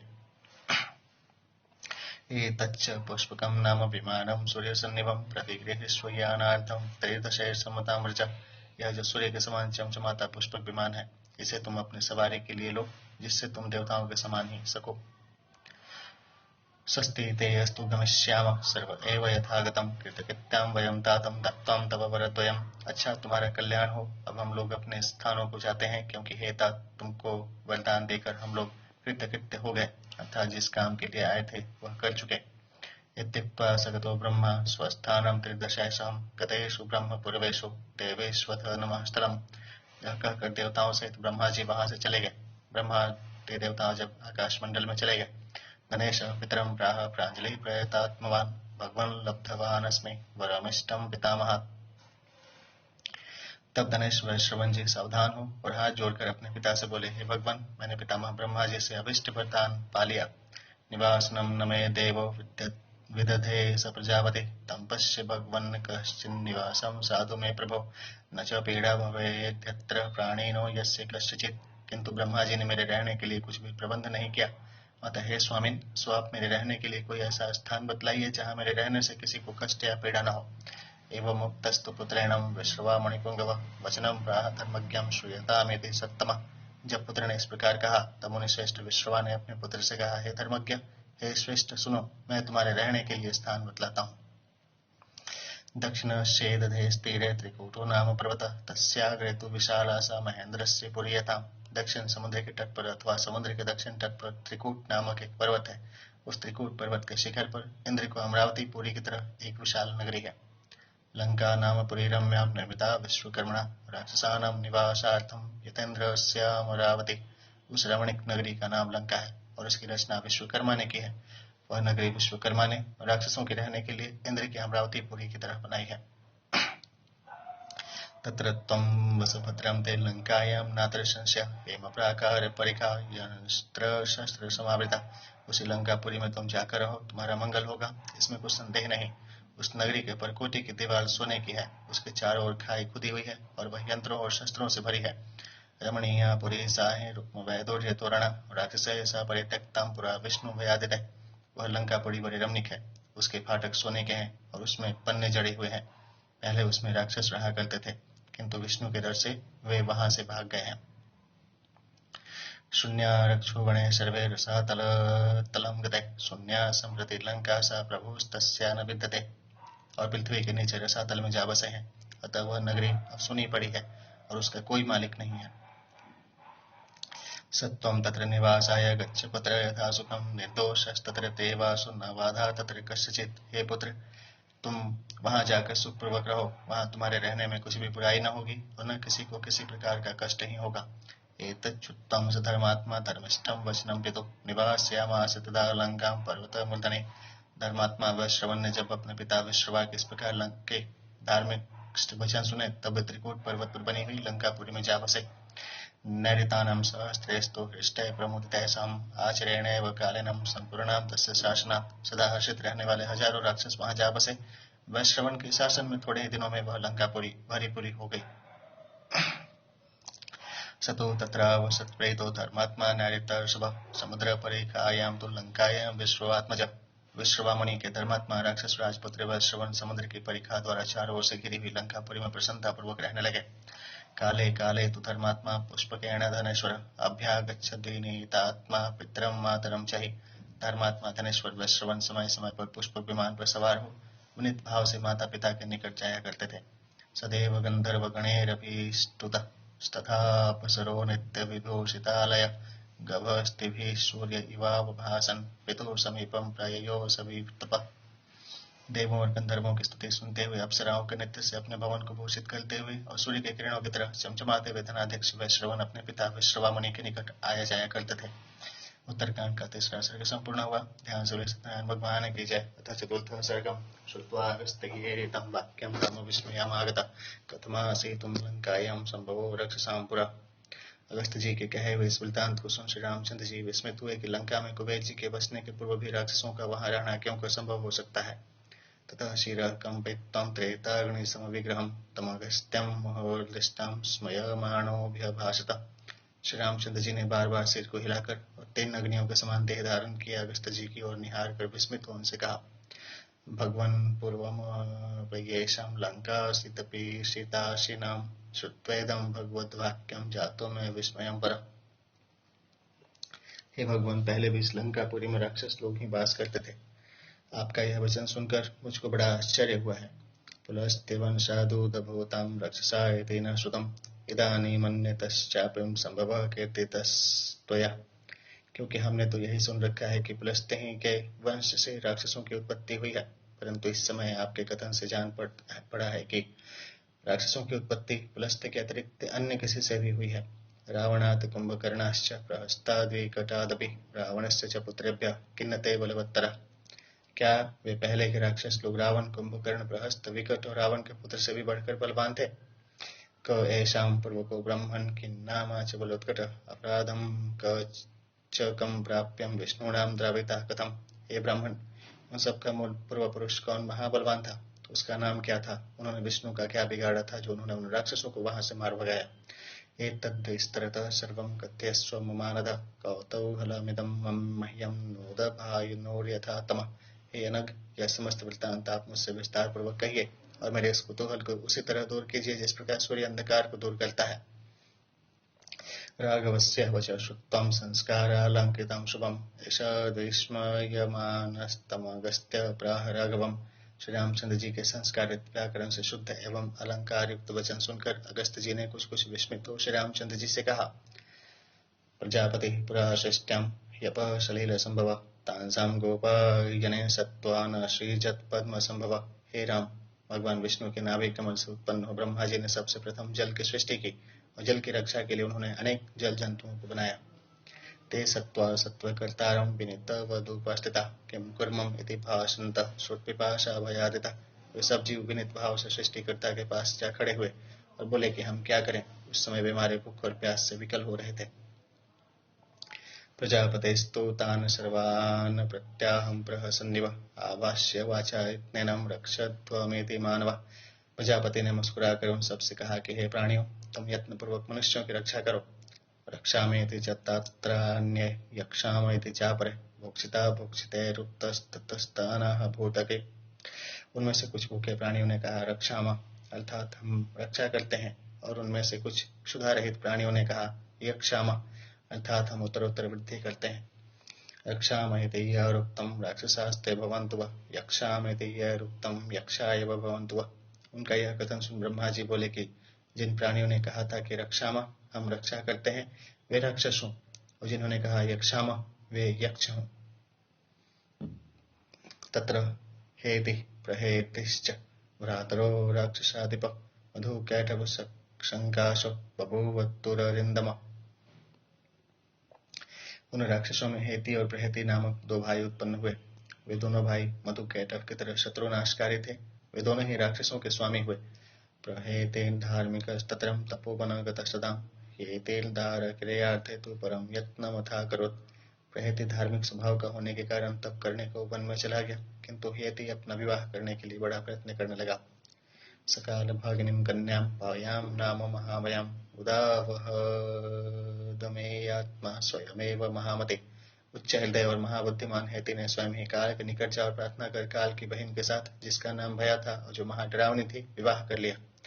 स तस्यां जनयामासं हेतिं राक्षसपुंगवः पुत्रं पुत्रवतां श्रेष्ठ विद्युत्केशमिति श्रुतम्। तदंतर पुत्र बाणों में प्रथम गिने जाने योग्य राक्षस श्रेष्ठ हेति ने उस स्त्री के गर्भ से विद्युत्केश नामक एक विख्यात पुत्र पैदा किया। विद्युत्केशो हेति पुत्रः स दीप्तार्क समप्रभः व्यवधत महातेजस्तोयमध्य इवाम्बुजम्। महातेजस्वी हेति का पुत्र विद्युत्केश सूर्य की तरह अत्यंत तेजस्वी हो जल में उगे हुए कमल की तरह उत्तर उत्तर बढ़ने लगा। स यदा यौवनं भद्रं मनु प्राप्तु निशाचर तद्दोदारक्रियां तस्यां कर्तुव्यवसितः पिता। जब वह राक्षस विद्योन्केश जवान हुआ, तब उसके पिता हेति ने उसका विवाह कर देना चाहा। संध्या दूहितरंसोऽथ संध्यां तुल्यां प्रभावतः वर्यामास पुत्रार्थ हेति राक्षस पुंगवा। अतः उस राक्षस श्रेष्ठ हेति ने संध्या की तरह प्रतापिनी संध्या की पुत्री को अपने पुत्र विद्युत्केश के लिए संध्या से मांगा। अवश्यमेव दातव्यं परस्मै सेति संध्या चिन्तयित्वां सुता दत्ता विद्युत्केशाय राघव। हे राघव, कन्या तो किसी न किसी को देनी ही है। यह विचार कर संध्या ने विद्युत केश को अपनी बेटी दे डाली। संध्या या स्तनयाम लब्ध्वाम विद्युत केश निशाचर रमते सतया श्राद्धम पौलम्याम गवानिव। संध्या की बेटी को पाकर राक्षस विद्युत केश उसके साथ उसी प्रकार विहार करने लगा जिस प्रकार इंद्र अपनी इंद्राणी के साथ विहार करते हैं। केनचित्तवत कालेनम राम सालकटंकट विद्युत केशाद गर्भामापघ्नाराजेरिवाणवात्। हे राम, विद्युत केश की पत्नी शालकटंका ने थोड़े ही दिन बाद अपने पति से वैसे ही गर्भधारण किया जैसे समुद्र जल से मेघ घटाएं गर्भधारण करती हैं। ततः सा राक्षसी घन गर्भ समप्रभम प्रसूता मंदरम गत्वा गंगाम गर्भमिवाग्निजम तमुतसृज्यतु सा गर्भम विद्युत केश रथार्थिनी। उस राक्षसी ने मेघ गर्भ के समान एक बालक मंदराचल पर जाकर वैसे ही जना जैसे गंगा ने अग्नि से धारण किए हुए गर्भ से बालक जना था। रेमे तो सह दंपतीनां विसृज्यं सुतमात्मजम् उत श्रेष्ठस्तु तदा गर्भो धन शब्द समस्वना। उस सद्य प्रसूत शिशु को उसी पर्वत पर छोड़कर वह संध्या की बेटी शालकटंकटा संभोग की इच्छा से पुनः पति के पास जा विहार करने लगी। उधर उसका वह त्यागा हुआ पुत्र मेघ की तरह शब्द करने लगा। तयोत शिष्ट सतोम शिशु शरदर्क समद्युति निधायास्ये स्वयं मुष्टिम रुरोध सनकैस्तदा। शरतकालीन सूर्य की तरह दीप्तिमान त्यागा हुआ वह शिशु मुंह में मुट्ठी दिए हुए पड़ा धीरे धीरे रोने लगा। ततो वृषभमास्थाय पार्वत्यां सहित शिव वायु मार्गेण गच्छन् वे शुश्राव रुदितस्तवनम्। उस समय बैल पर सवार शिव और पार्वती आकाश मार्ग से उधर होकर कहीं जा रहे थे। उन्होंने जाते जाते उस बालक के रोने का शब्द सुना। अपश्यतु मया सार्धं रुदन्तं राक्षसात्मजं कारुण्य भावात् पार्वत्या भवस्त्री पुरसूदना। फिर उस रोते हुए राक्षस शिशु ने को दोनों ने देखा भी और दयावश पार्वती के कहने से त्रिपुरासुर को मारने वाले महादेव जी ने तम राक्षसात्मजं चक्रे मातुरेव वयस्म अमरं चैव तं कृत्वं महादेवो अक्षरोभ्यः। उस राक्षस पुत्र की उम्र उसकी माता के बराबर कर दी और उसे अमर भी कर दिया। महादेव जी के लिए ऐसा करना कोई बड़ी बात न थी, क्योंकि वे तो अविनाशी और अपरिवर्तनशील हैं। पुरमाकाशनगं प्रादात पार्वत्या प्रियकाम्यया ओ मया अपि वरो दत्तो राक्षसानं नृपात्मजा। महादेव जी ने पार्वती जी को प्रसन्न करने के लिए उसे आकाशगामी पुर के समान एक विमान भी दे दिया। हे नृपात्मज, पार्वती जी ने भी राक्षसियों को यह वर दिया कि सद्योपलब्धिर्गर्भस्य प्रसूतिं सद्य एव च सद्य एव वय प्राप्तिर मातुरेव वय समम। राक्षसियां गर्भ धारण करते ही बालक जने और वह बालक तुरंत माता के समान उम्र वाला हो जाए। ततः शुकेशो वरदान गर्विता श्रियं प्रभो प्राप्य हरस्य परश्वतः चचार सर्वतः महात्महामति खगम पुरम प्राप्य पुरंदरो यथा। हे राम, सुकेश नामक विद्युत केश का पुत्र महादेव जी से वरदान पाकर बड़ा घमंडी हो गया। वह उस आकाशचारी नग विमान को और लक्ष्मी को पा तथा उस नगर में बैठकर चारों ओर घूमने लगा। उत्तरकांड का चौथा सर्ग संपूर्ण हुआ। ध्यान सूर्य सत्यनारायण भगवान की जय। पंचमा सर्गम शुकेशम धार्मिकम दृष्टम वरलब्धम च राक्षसम ग्रामणीर्नाम गंधर्वो विश्वावसु समप्रभा। शुकेश को वरदान पाया हुआ तथा धार्मिक थे विश्वावसु के समान तेजस्वी ग्रामणी नामक गंधर्व ने तस्य देववती नाम दैत्यां श्रीरिवात्मजा त्रिषु लोकेषु विख्याता रूप यौवनशालिनी। अपनी देववती नाम की कन्या जो दूसरी लक्ष्मी के समान थी तथा जो युवती और सुंदरी होने के कारण तीनों लोकों में प्रसिद्ध थी। ताम सुकेशाय धर्मात्मा तत्यो रक्ष श्रियं यथा वरदान कृतेश्वर्यं सा तं प्राप्य पतिं प्रियम। धर्मात्मा राक्षस सुकेश को राक्षस लक्ष्मी की तरफ दे दी। शिव जी से वरदान पाने के कारण सुकेश ऐश्वर्यवान हो गया था। ऐसे प्यारे पति को पाकर आशी देववतीं तुष्ट्वा धनम प्राप्यैव निर्धनः सत्तया सह संयुक्तो रराज रजनेचर। देववती वैसे ही प्रसन्न हुई जैसे कोई निर्धन पुरुष धन पाकर प्रसन्न होता है, और राक्षस सुकेश भी उसके साथ वैसे ही सुशोभित हुआ। अंजनादवि निष्क्रांत करणवेव महागज देववत्यां सुकेशस्तु जन्यामास राघव त्रेण पुत्रान् जनयामासं त्रेताग्नि समविग्रहान्। जैसे अंजन नामक दिग्गज से उत्पन्न हुआ महागज हाथिनी के साथ सुशोभित हो, हे राघव। तदंतर समय पाके सुकेश ने देववती के गर्भ से 3 अग्नियों के समान शरीरधारी 3 पुत्र उत्पन्न किए। माल्यवंतम सुमालिं च बलिनांबरम त्रीन् स्त्री नेत्र समान पुत्रान् राक्षसान् राक्षसाधिप। बलवानों में श्रेष्ठ उन तीनों के नाम थे माल्यवान, सुमाली और माली। राक्षस राज सुकेश ने तीनों नेत्रों के समान ये तीन पुत्र उत्पन्न किए थे। त्रयो लोका इवा व्यग्रा स्थितास्त्रय इवाग्र्य त्रयो मंत्रा इवात्युग्रास्यो घोरा इवामय। सुकेश के तीनों पुत्र व्याग्रता रहित तीनों लोकों की तरह, ग्राहपत्यादि तीनों अग्नियों की तरह, अथवा तीनों वेदों की तरह, अथवा वात पित्त कफ की तरह उग्र और भयंकर थे। त्रयः सुकेशस्य सुतास्त्रेताग्नि समतेजसा विवृद्धिमगमस्तत्र व्याधयोपेक्षिता इव। सुकेश के तीनों अत्यंत तेजवान पुत्र इस प्रकार बढ़ने लगे जिस प्रकार उपेक्षा करने से रोग बढ़ता है। वर प्राप्ति पितोस्ते तु ज्ञात्वैश्वर्य तपोबलात् तपस्तप्तुं गता मेरुं भ्रातरः एतनिश्चय। कुछ दिनों पीछे पिता की वर प्राप्ति और उसके द्वारा प्राप्त पिता के ऐश्वर्य को देख उन तीनों ने मेरु पर्वत पर जा तप करने का निश्चय किया। प्रगृह्य नियमान् घोरान् राक्षसा नृपसत्तम विरेचेरुस्ते तपोधीरं सर्वभूत भयावहम्। हे नृपश्रेष्ठ, वे तीनों राक्षस उस समय कठोर नियमों का पालन करना निश्चय कर समस्त प्राणियों को भय उपजाने वाला घोर तप करने लगे। सत्याज वशमोपेतैस्तपोभिर्भुवि दुर्लभः संतापयन्तस्त्रीलोकान् सदैव सुरमानुषान्। सत्य भाषण, प्राणी मात्र में सरल व्यवहार एवं समदृष्टि, इंद्रिय दमन आदि का नियमन कर उन तीनों ने ऐसा घोर तप किया जो पृथ्वी तल पर दुर्लभ था। ऐसे घोर तप से भी देवताओं और मनुष्यों सहित तीनों लोगों को संतप्त करने लगे। ततो विभुश्चतुर्वक्रो विमान वरमास्थितः सुकेश पुत्रानामन्या वरदो अस्मीत्यभाषत। तब तो विभु, चतुर्मुख एवं भूत भावन ब्रह्मा जी विमान पर सवार होकर वहां आए और सुकेश के पुत्रों को संबोधन कर बोले, हम वरदान देने को आए हैं, तुम वर मांगो। ब्रह्माणं वरदं ज्ञात्वा सैन्द्रदेवगणैर्वृतं वचुः प्राञ्जलयः सर्वे वेपमाना इवाद्रुमा। इंद्रादि देवताओं सहित ब्रह्मा जी को वरदान देने को उद्यत देख वे सब राक्षस वृक्षों की तरह थर थर कांपते हुए हाथ जोड़कर बोले, तपसाराधितो देव यतीनो दिवसे वरम अजेयः शत्रुहंतारस्तथैव चिरजीविनः प्रभो विष्णु भावमेति परस्परमनुव्रता। हे देव, तप द्वारा आराधन किए जाने पर यदि आप हमें बल देने को पधारे हैं तो हम यह मांगते हैं कि हम में आपस में प्रीति बनी रहे, कोई हम लोगों को जीत न पावे, अपने शत्रुओं का हम संहार किया करें और हम अजर अमर हों। एवं भविष्येतयित्वा सुकेश तनयान विभो स ययो ब्रह्मलोकाय ब्रह्मा ब्राह्मण वत्सल। इस पर ब्राह्मण वत्सल विभु ब्रह्मा जी बोले, तथास्तु, तुम लोग ऐसे ही हो गए। तदनंतर सुकेश के पुत्रों को यह वरदान दे ब्रह्मा जी ब्रह्मलोक को चले गए। परम लब्ध्वा तुते सर्वे राम रात्रे चरास्तदा सुरासुरान् प्रपातन्ते वरदान सुनिर्भया। हे राम, इस प्रकार वे राक्षस वरदान पाकर अत्यंत निर्भीक हो देवताओं और असुरों को सताने लगे। तैर्वाद्यमाना स्त्रीदशा सर्पे संघा सचारण त्रातारं नाधिगच्छन्ति निरयस्था यथा नरा। उनसे सताए जाकर देवता, महर्षि और चारण अनाथ की तरह रक्षक ढूंढने लगे, पर जैसे नरक के प्राणियों को कोई उद्धार करता नहीं मिलता, वैसे ही उन सबको भी कोई रक्षक न मिला। अथ ते विश्वकर्माणं शिल्पीनां वरमव्ययम् उचुः समित्य संगृष्टा राक्षसा रघुसत्तमा।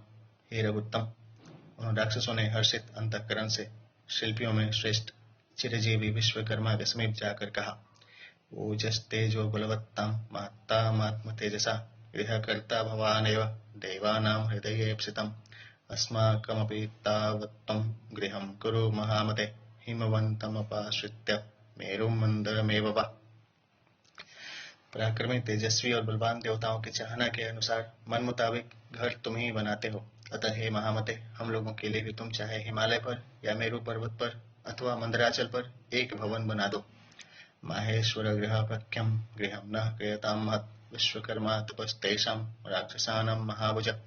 शिव भवन की तरह हमारा भवन बड़ा लंबा चौड़ा और ऊंचा होना चाहिए।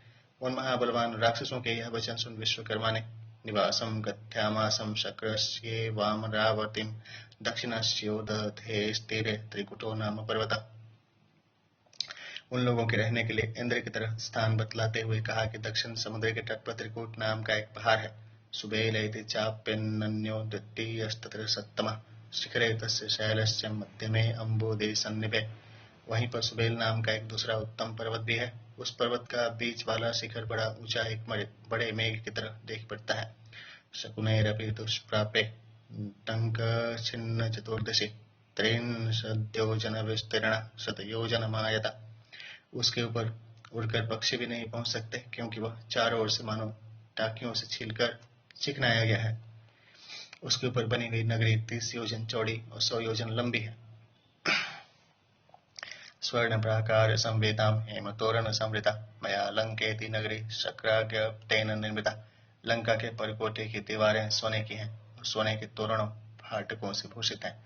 इस लंकापुरी को मैंने इंद्र की आज्ञा से बनाया था।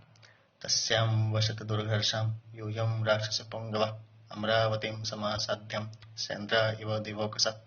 हे दुर्घर्ष राक्षस श्रेष्ठों, जिस प्रकार इंद्र आदि देवता अमरावती में रहते हैं, उसी प्रकार तुम लोग भी लंकापुरी में जाकर बसो। लंका दुर्गम समासाध्यम राक्षसैर्भवभिर्वृता भविष्यत दुरागर्ष शत्रुणाम शत्रुसूदना। हे शत्रुओं का संहार करने वाले राक्षसों, जब तुम बहुत से राक्षसों के साथ लंका में बस जाओगे, तब तुम शत्रुओं से दुर्घर्ष हो जाओगे। विश्वकर्म वचन श्रुत्वं ततस्ते राक्षसोत्तमः सहस्रानुचरा बुत्वं गत्वा तामवसन्पुरीम्। विश्वकर्मा के इन वचनों को सुनकर हजारों सेवकों को साथ लेकर वे राक्षसोत्तम उस पुरी में जा बसे। दृढ़ प्राकार परिखां हेमैर्गृहशतैर्वृतां लंकां वाप्य ते नष्टा न्यवसन् रजनीचरा। मजबूत प्राकारों वाली और खाई से युक्त तथा सैकड़ों हजारों स्वर्णभूषित गृहों से सुशोभित लंका में जा वे सब राक्षस रहने लगे। एतस्मिन्नेव काले तुम यथा कामं च राघव नर्मदा नाम गंधर्वीं बभूव रघुनंदना। हे राघव, इस बीच में नर्मदा नाम की एक गंधर्वी अपनी इच्छा से उत्पन्न हुई। तस्या कन्या त्रयं हि आसीत् ह्रीं श्रीं कीर्ति समुद्यते ज्येष्ठ कर्मेण सा तेषां राक्षसा नाम राक्षसी। उसकी 3 बेटियां थीं, जो कांति में ह्रीं श्रीं और कीर्ति के तुल्य थीं। उस गंधर्वी ने अपनी वे तीनों बेटियां ज्येष्ठ क्रम से उन तीनों राक्षसों को दे दी। कन्यास्ता प्रदतो हृष्टा पूर्णचंद्र निभानना त्रयाणां राक्षसेन्द्राणां तिस्रो गंधर्व कन्यका। पूर्णिमा के चंद्रमा के समान मुख वाली 3 गंधर्व कन्याएं उस गंधर्वी ने हर्षित अंतःकरण से उन 3 राक्षस श्रेष्ठों को दी। दता मात्रा महाभागा नक्षत्रे भगवदेवते कृतदारास्तु ते राम सुकेश तनयास्तदा। उस महाभागा ने यह विवाह उत्तर फाल्गुनी नक्षत्र में किया था। हे राम, सुकेश के पुत्र अपनी अपनी स्त्रियों के साथ त्रिचिक्रीडो सह भार्याभिरपसरोभिरिवामरा ततो माल्यवतो भार्या सुंदरी नाम सुंदरी। वैसे ही विहार करने लगे जैसे देवता अप्सराओं के साथ विहार किया करते हैं। कुछ दिनों बाद माल्यवान ने अपनी सौंदर्यवती सुंदरी नामक स्त्री से स तस्यां जनयामासं यदपत्यं निबोधत वज्रमुष्टि विरूपाक्षो दुर्मुखश्चैव राक्षसः सुप्तघ्नो यज्ञकोपश्च मत्तोन्मत्तो तथैव च अनलाचाभवत् कन्या सुंदर्या राम सुंदरी। जो पुत्र उत्पन्न किए, हे राम, उनको मैं आपको बतलाता हूँ। वज्रमुष्टि, विरूपाक्ष, दुर्मुख, सुप्तघ्न, यज्ञकोप, मत्त, उन्मत्त ये माल्यवान के 7 पुत्र थे, और अनला नाम की एक सुंदरी कन्या भी उस सुंदरी के गर्भ से माल्यवान के हुई। सुमालीनोऽपि भार्यासीत् पूर्णचंद्र निभानना नाम्ना केतुमती राम प्राणेभ्योऽपि गरीयसी। सुमाली की भार्या भी पूर्णिमा के चंद्रमा की तरह सुंदर मुख वाली थी। हे राम, उसका नाम केतुमती था और वह अपने पति को प्राणों से भी बढ़कर प्यारी थी। सुमाली जन्यामासं यदपत्यं निशाचर केतुमत्या महाराजं तन्निबोधानुपूर्वशा। हे महाराज, सुमाली ने अपनी भार्या केतुमती के गर्भ से जो संतानें उत्पन्न की, अब मैं उनके नाम आपको क्रम से सुनाता हूँ। प्रहस्तो अकंपनश्चैवं विकटः कालिकामुखः धूम्राक्षश्चैव दण्डश्च सुपार्श्वश्च महाबलः। प्रहस्त, कंपन, विकट, कालिकामुख, धूम्राक्ष, दंड, महाबली, सुपार्श्व। संह्लादे प्रघसश्चैवं भासकर्णश्च राक्षसः राकापुष्पोटकटाश्चैव कैकसी च शुचिस्मिता कुंभीनसी च इत्येते सुमाले प्रसवा स्मिता। संहृदय, प्रगस और भास्कर्ण ये तो महाबली सुमाली के पुत्र हुए, और कुंभीनसी, कैकसी, राका और पुष्पोटकटा नामक की कन्याएं भी सुमाली ने उत्पन्न की। मालेस्तु वसुधा नाम गंधर्वी रूपशालिनी भार्या आसीत् पद्मपत्राक्षी स्वच्छी यक्षी वरोपमा। हे स्वामिन, अत्यंत रूपवती वसुधा नाम की गंधर्वी माली राक्षस की भार्या थी। उसके नेत्र कमल की तरह होने के कारण एक श्रेष्ठ यक्षी के समान थे। सुमालेरनुजस्तस्यां जन्यामास यत्प्रभो अपत्यं कथ्यमानं तु मया त्वं शृणु राघव।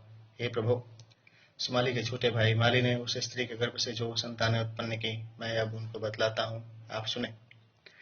अनलश्चानीलश्चैवं हरसम्पातिरेव च एते विभीषणामात्या मालेयास्तु निशाचरा। अनल, अनिल, हर और संपाति ये माली के पुत्र थे, और ये दो चारों विभीषण के मैत्री हुए। यही चारों विभीषण के मंत्री हुए। ततस्तु ते राक्षस पुंगवस्त्रो निशाचर पुत्र शतैश्च संवृता। सुरान् संदेहान् नृपीनागयक्षान् बबाधिरे तावन बहो वीर्य यदर्पिता। राक्षसों में श्रेष्ठ उन 3 राक्षसों का परिवार बहुत बढ़ गया। वे तीनों राक्षस अपने सैनिकों, अपने सैकड़ों पुत्रों के साथ इंद्र सहित समस्त देवताओं, ऋषियों, नागों और यक्षों को सताने लगा। जगत भ्रमन्ते अनिल बौद्धिरा सदा रणे मृत्यु प्रतिमान तेजस वर प्रदाना दति गर्भिता भृशम क्रतो क्रियाणम प्रशमम करः सदा। वे सब दुरासद राक्षस वायु की तरह संसार में सर्वत्र भ्रमण करते थे। ये समस्त राक्षस संग्राम क्षेत्र में काल के समान अमित तेजस्वी हो जाते थे और वरदान पाने से अत्यंत गर्वित हो सदैव यज्ञों को नष्ट किया करते थे। उत्तरकांड का 5वां सर्ग संपूर्ण हुआ। ध्यान सुनिश्चित भगवान की जय। अतः 6वां सर्ग।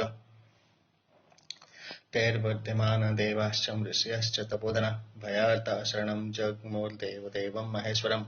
उन राक्षसों से सताए जाने पर देवता और तपस्वी ऋषिगण भयार्थ हो देव महादेव की शरण में गए। जगत सृष्ट्यंत कर्तारम अजम व्यक्त रूपिणम आधारम सर्वलोकानाम आराध्यम परमम गुरुम। जो महादेव इस संसार के रचने वाले, इसका अंत करने वाले तथा समस्त लोकों के आधार हैं, जो अजन्मा अव्यक्त रूप, आराधना करने योग्य और परम गुरु हैं। ते समित तु कामारिम त्रिपुरारिम त्रिलोचनम उचु प्रांजलयो देवा भग भय गण गद गद भाषण। उन त्रिपुरारी एवं त्रिलोचन महादेव जी के निकट समस्त देवता गए और हाथ जोड़कर एवं गिड़गिड़ाकर कहने लगे। मुकेश पुत्रैर भगवन् पितामह वरुध्यते प्रजाध्यक्ष प्रजा सर्वा बाध्यन्ते रिपुवाधने। हे भगवान, हे प्रजाध्यक्ष, शत्रुओं को सताने वाले सुकेश के पुत्र ब्रह्मा जी के वर से ढीठ हो समस्त प्रजा को पीड़ित कर रहे हैं। शरणान्याशरण्यानि ह्याश्रमाणि कृतानि न स्वर्गाश्च देवान् प्रत्याव्य स्वर्गे क्रीडन्ते देववत्। हम लोगों के घरों और आश्रमों को उन लोगों ने उजाड़ डाला है और स्वर्ग से हम लोगों को निकालकर आप देवताओं की तरह वहां क्रीड़ा करते हैं। अहम विष्णु अहम रुद्रो ब्रह्मा हम देवराडम अहम यमश्च वरुणश्चंद्रो हम रविरव्यहम। हम विष्णु हैं, हम रुद्र हैं, हम ब्रह्मा हैं, हम इंद्र हैं, हम यम हैं, हम वरुण हैं, हम चंद्रमा हैं और हम सूर्य हैं। इति माली सुमाली च माल्यवांश्चैव राक्षसा बाध्यन्ते समरोर्धर्षा ये च तेषां पुरःसरा। इस प्रकार माली, सुमाली और माल्यवान कहते हैं और युद्ध में उत्साहित हो जिसको सामने पाते हैं उसे ही सताया करते हैं। तन्नो देव भयार्तानां भयं दातुर्मर्हसि अशिवं वपुरास्थायं जहीव देव कंटकान्। हे देव, हम सब भयभीत हो रहे हैं, सो आप हम सबको अभय दान दीजिए। आप भयंकर रूप धारण कर उन देव कंटकों का नाश कीजिए। इति युक्तस्तु सुरे सर्वे कर्पदे नीलरोहित सुकेशं प्रदेशापेक्ष प्राह देवगणान् प्रभु। समस्त देवताओं की इस प्रार्थना को सुनकर पर्दी नील लोहित शिव के नाम विशेष महादेव जी सुकेश का पक्ष लेकर देवताओं से बोले। अहम तान् हनिष्यामि ममावध्या हि ते सुरा किंतु मंत्र प्रदास्यामि यो वै तन्नि हनिष्यति। हे देवगण, मैं तो उन राक्षसों को न मारूंगा क्योंकि मुझसे तो वे अवध्य हैं, अर्थात मेरे मारे वे नहीं मारे जा सकेंगे, परंतु मैं तुमको उपाय बतलाता हूँ, उनको कौन मारेगा। एतमेव समुद्योगं पुरस्कृत्यं महर्षि गच्छध्वं शरणं विष्णुं हनिष्यति स तान् प्रभु। हे महर्षियों, इस प्रकार देवताओं को साथ ले तुम लोग भगवान विष्णु के शरण में जाओ, वे भगवान उन दुष्ट राक्षसों का नाश कर डालेंगे। ततस्तु जय शब्देन प्रतिनद्यं महेश्वरं विष्णु समीपमा जग्मुर्निशाचार भयार्दिता। यह सुन महादेव जी को जय जयकार मनाकर उनकी प्रशंसा करते हुए निशाचरों के भय से पीड़ित वे सब भगवान विष्णु के पास पहुंचे। शंख चक्रधरं देवं प्रणम्यं बाहुमान्य च उचो संभ्रांत वद्वाक्यं सुकेश तनयान् प्रति। शंख चक्रधारी भगवान विष्णु को बड़े आदर के साथ प्रणाम कर देवताओं ने सुकेश के पुत्रों के विषय में घबराकर कहा। सुकेश तनयैर्देव त्रिभिस्तेत्राग्निसन्निभे आक्रम्य वरदानेन अस्थानान्यपहृतानेन। हे देव, 3 अग्नियों के समान अत्यंत तेजस्वी सुकेश के तीनों पुत्रों ने वरदान पाकर और प्रचंड होकर हम लोगों के स्थान छीन लिए हैं। लंका नाम पुरीं दुर्गां त्रिकूटशिखरे स्थिता तत्र स्थिता प्रबाधन्ते सर्वान् क्षणताचरा। वे त्रिकूट पर्वत के शिखर पर बनी हुई लंकापुरी में रहते हैं और हम सब लोगों को सताया करते हैं। स त्वमस्त्वदेतार्थाय जहि तन्मधुसूदन शरणं त्वां वयं प्राप्ता गतिर्भव सुरेश्वर। अतएव हे मधुसूदन, हम लोगों के हित के लिए आप उन सबको मारिए। हे सुरेश्वर, हम सब आपके शरण में आए, अतः आप हम लोगों की रक्षा कीजिए। चक्रकृतास्य कमलान् निवेदयामाय वै भवेष्वभयदोऽस्माकं नान्योऽस्ति भवता विना। आप अपने चक्र से उनके कमल सदृश मुखों को, गर्दनों को काट कर हमको अर्पण कीजिए, क्योंकि आपको छोड़ हम लोगों को इस भय से अभय करने वाला और दूसरा कोई नहीं है। राक्षसान् समरे दुष्टान् सानुबन्ध्यान् मदोद्भतान् नो मुदं त्वं नो वयं देव निहारमिव भास्कर। हे देव, युद्ध के लिए सदा उत्साहित रहने वाले अथवा लड़ने में बड़े मजबूत और मंदोन्नत उन राक्षसों को आप उनके अनुचरों अथवा परिवार सहित ऐसे नष्ट कीजिए जैसे सूर्य कोहरे का नाश करते हैं। इत्येवं देवतैरुक्तो देवदेवो जनार्दन अभयं भयदोरिणा तत्त्वं देवानुवाचः। जब देवताओं ने इस प्रकार कहा, तब देवादिदेव और शत्रुओं को भय देने वाले भगवान जनार्दन देवताओं को भय देकर उनसे बोले, सुकेशं राक्षसं जाने ईशान्नवरदर्पितं तांश्चास्य तनयाञ्जाने येषां ज्येष्ठः समाल्यवान। शिव के वर से दर्पित सुकेश राक्षस को मैं जानता हूँ, उसके सब पुत्र भी मेरे जाने हुए हैं, उन सब में बड़ा मल्यवान है। तानहं समतिक्रांत मर्यादान् राक्षसाधमान् निहनिष्यामि संक्रुद्ध सुराभवत विज्वर। मर्यादा तोड़ने वाले उन राक्षस तनों को मैं क्रोध में भर मारूंगा, अब तुम सब निश्चित हो जाओ। इत्युक्तास्ते सुरा सर्वे विष्णुना प्रभविष्णुना यथा वासं ययोर्हृष्टा प्रशंसन्तो जनार्दनम्। देव शिरोमणि भगवान विष्णु के ये वचन सुन समस्त देवता हर्षित हुए और जनार्दन भगवान की प्रशंसा करते हुए अपने अपने स्थानों को चले गए। युधानं समुद्योगं माल्यवांस्तु निशाचर श्रुत्वा तो भ्रातरो वीराविदं वचनं ब्रवीत। देवताओं के इस उद्योग का संवाद पाकर माल्यवान अपने दोनों भाइयों से बोला, अमरा ऋषयश्चैवं संगम्यं किल शंकरम् अस्मत्तद्धं परिप्रसन्त इदं वचनं ब्रुवन्। देवताओं और ऋषियों ने हम लोगों का वध करवाने की कामना से शिव जी के पास जा उनसे यह कहा, शुकेश तनयादेवं वरदानवलोद्धता बांधत्ते अस्मान समुद्रिप्ता घोर रूपा पदे पदे।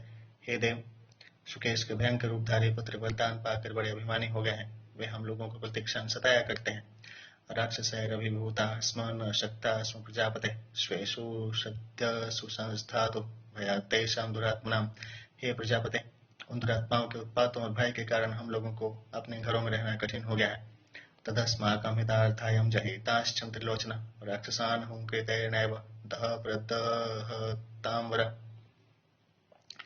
अतएव हे त्रिलोचन, हम लोगों की भलाई के लिए आप उन सबको मारिए।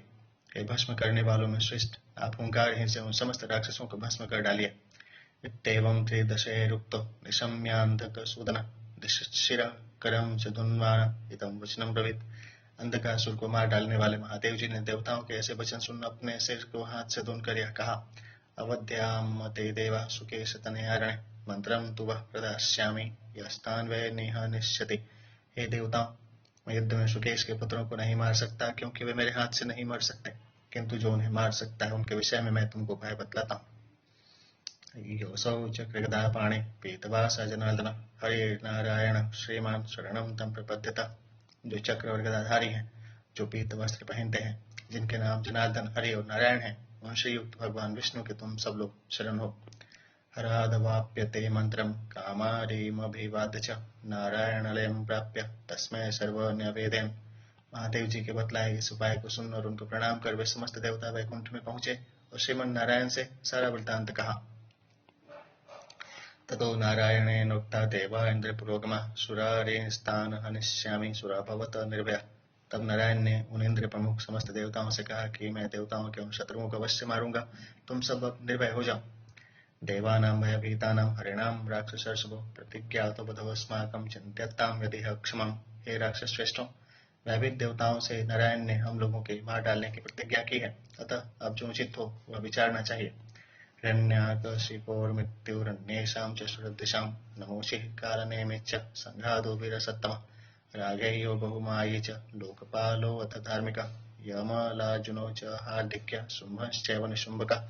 असुरा दानवाश्चैव सत्त्ववन्तो महाबला सर्वसमरमा साध्यम न श्रूयन्ते अपराजिता। नारायण द्वारा हिरण्यकशिपु तथा अन्य भी देवताओं के शत्रु मारे गए हैं। इनके अतिरिक्त सुना जाता है नमुची, कालनेमी, वीरश्रेष्ठ, संग्लाद, अनेक प्रकार की माया जानने वाला राधेय, धार्मिक लोकपाल, यमल, अर्जुन, आदित्य, शुंभ, निशुंभ आदि बड़े बड़े पराक्रमी और महाबली असुरों तथा दानवों को विष्णु ने युद्ध में परास्त किया है। सर्वे क्रतुशतैरिष्टम सर्वे मायाविदस्तथा सर्वे सर्वास्त्र कुशला सर्वे शत्रु भयंकरा। विशेषकर वे सब सैकड़ों यज्ञ करने वाले, विविध प्रकार की मायाओं के जानने वाले और समस्त अस्त्रों के चलाने में निपुण थे तथा शत्रुओं को भयभीत करने वाले थे। नारायणेन निहत्ता शतशोथसहस्रश एतज् ज्ञात्वा तु सर्वेषां शमं कर्तुमिहार्हता। ऐसे सैकड़ों हजारों देवताओं के शत्रुओं को भगवान विष्णु ने मार डाला है। अतएव इस विषय में जो उचित करना समझ पड़े सो करना चाहिए। ततः सुमाली माल्यं च श्रुत्वं माल्यवतो वच उच्चतुर्भ्रातरं ज्येष्ठमाश्विन्नाविवाकसं वासवम्। तब माल्यवान के इन वचनों को सुन माली और सुमाली अपने बड़े भाई माल्यवान से वैसे ही बोले जैसे दोनों अश्विन कुमार इंद्र से बोलते हैं। स्वधीतं दत्तमिष्टं च ऐश्वर्यं परिपालितं आयुर्निरामयं प्राप्तं सुधर्मः स्थापितः पथे। भाई, हम लोगों ने विधि पूर्वक वेद पढ़ा, दान दिए, यज्ञ किए, ऐश्वर्य की वृद्धि कर उनको भोग किया, दीर्घ आयु और आरोग्यता पाई।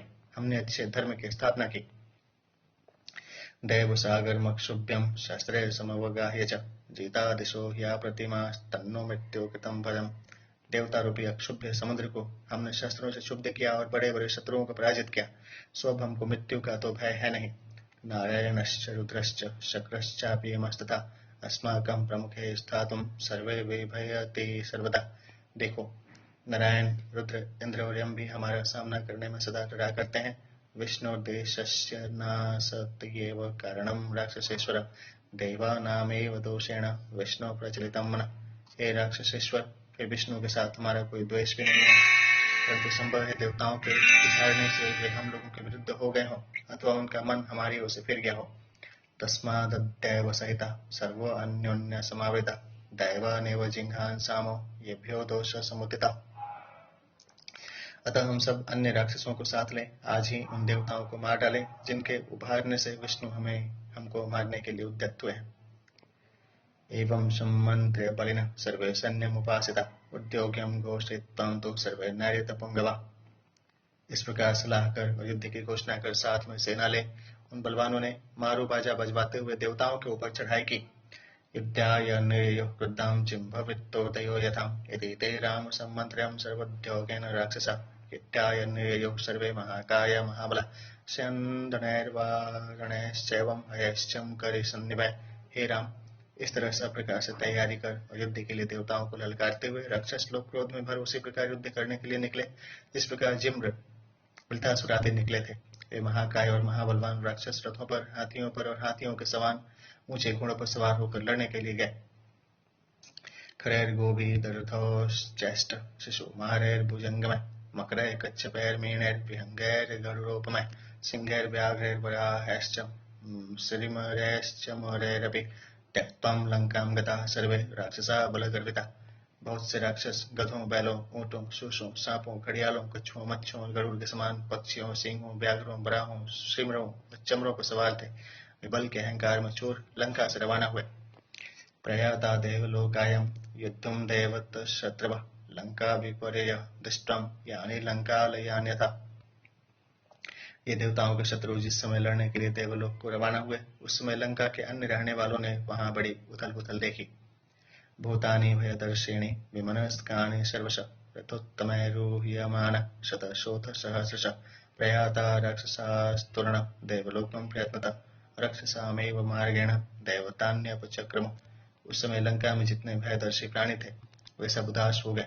श्रेष्ठ रथों पर सवार हो सैकड़ों हजारों राक्षस अति सावधानी से देवलोक के लिए चल पड़े। लंकावासी देवता भी उसी मार्ग से चले जिस मार्ग से राक्षस चढ़ाई करने गए थे। भामाश्चैवान्त्र्याश्च कालज्ञप्ता भयावहा उत्पाता राक्षसेन्द्राणां भवाय समुत्थिता। उस समय धरती पर और आकाश में ऐसे बड़े बड़े उत्पात अपशकुन हुए जो बड़े भयंकर थे और काल से प्रेरित राक्षस नाथ के नाश की सूचना देने वाले थे।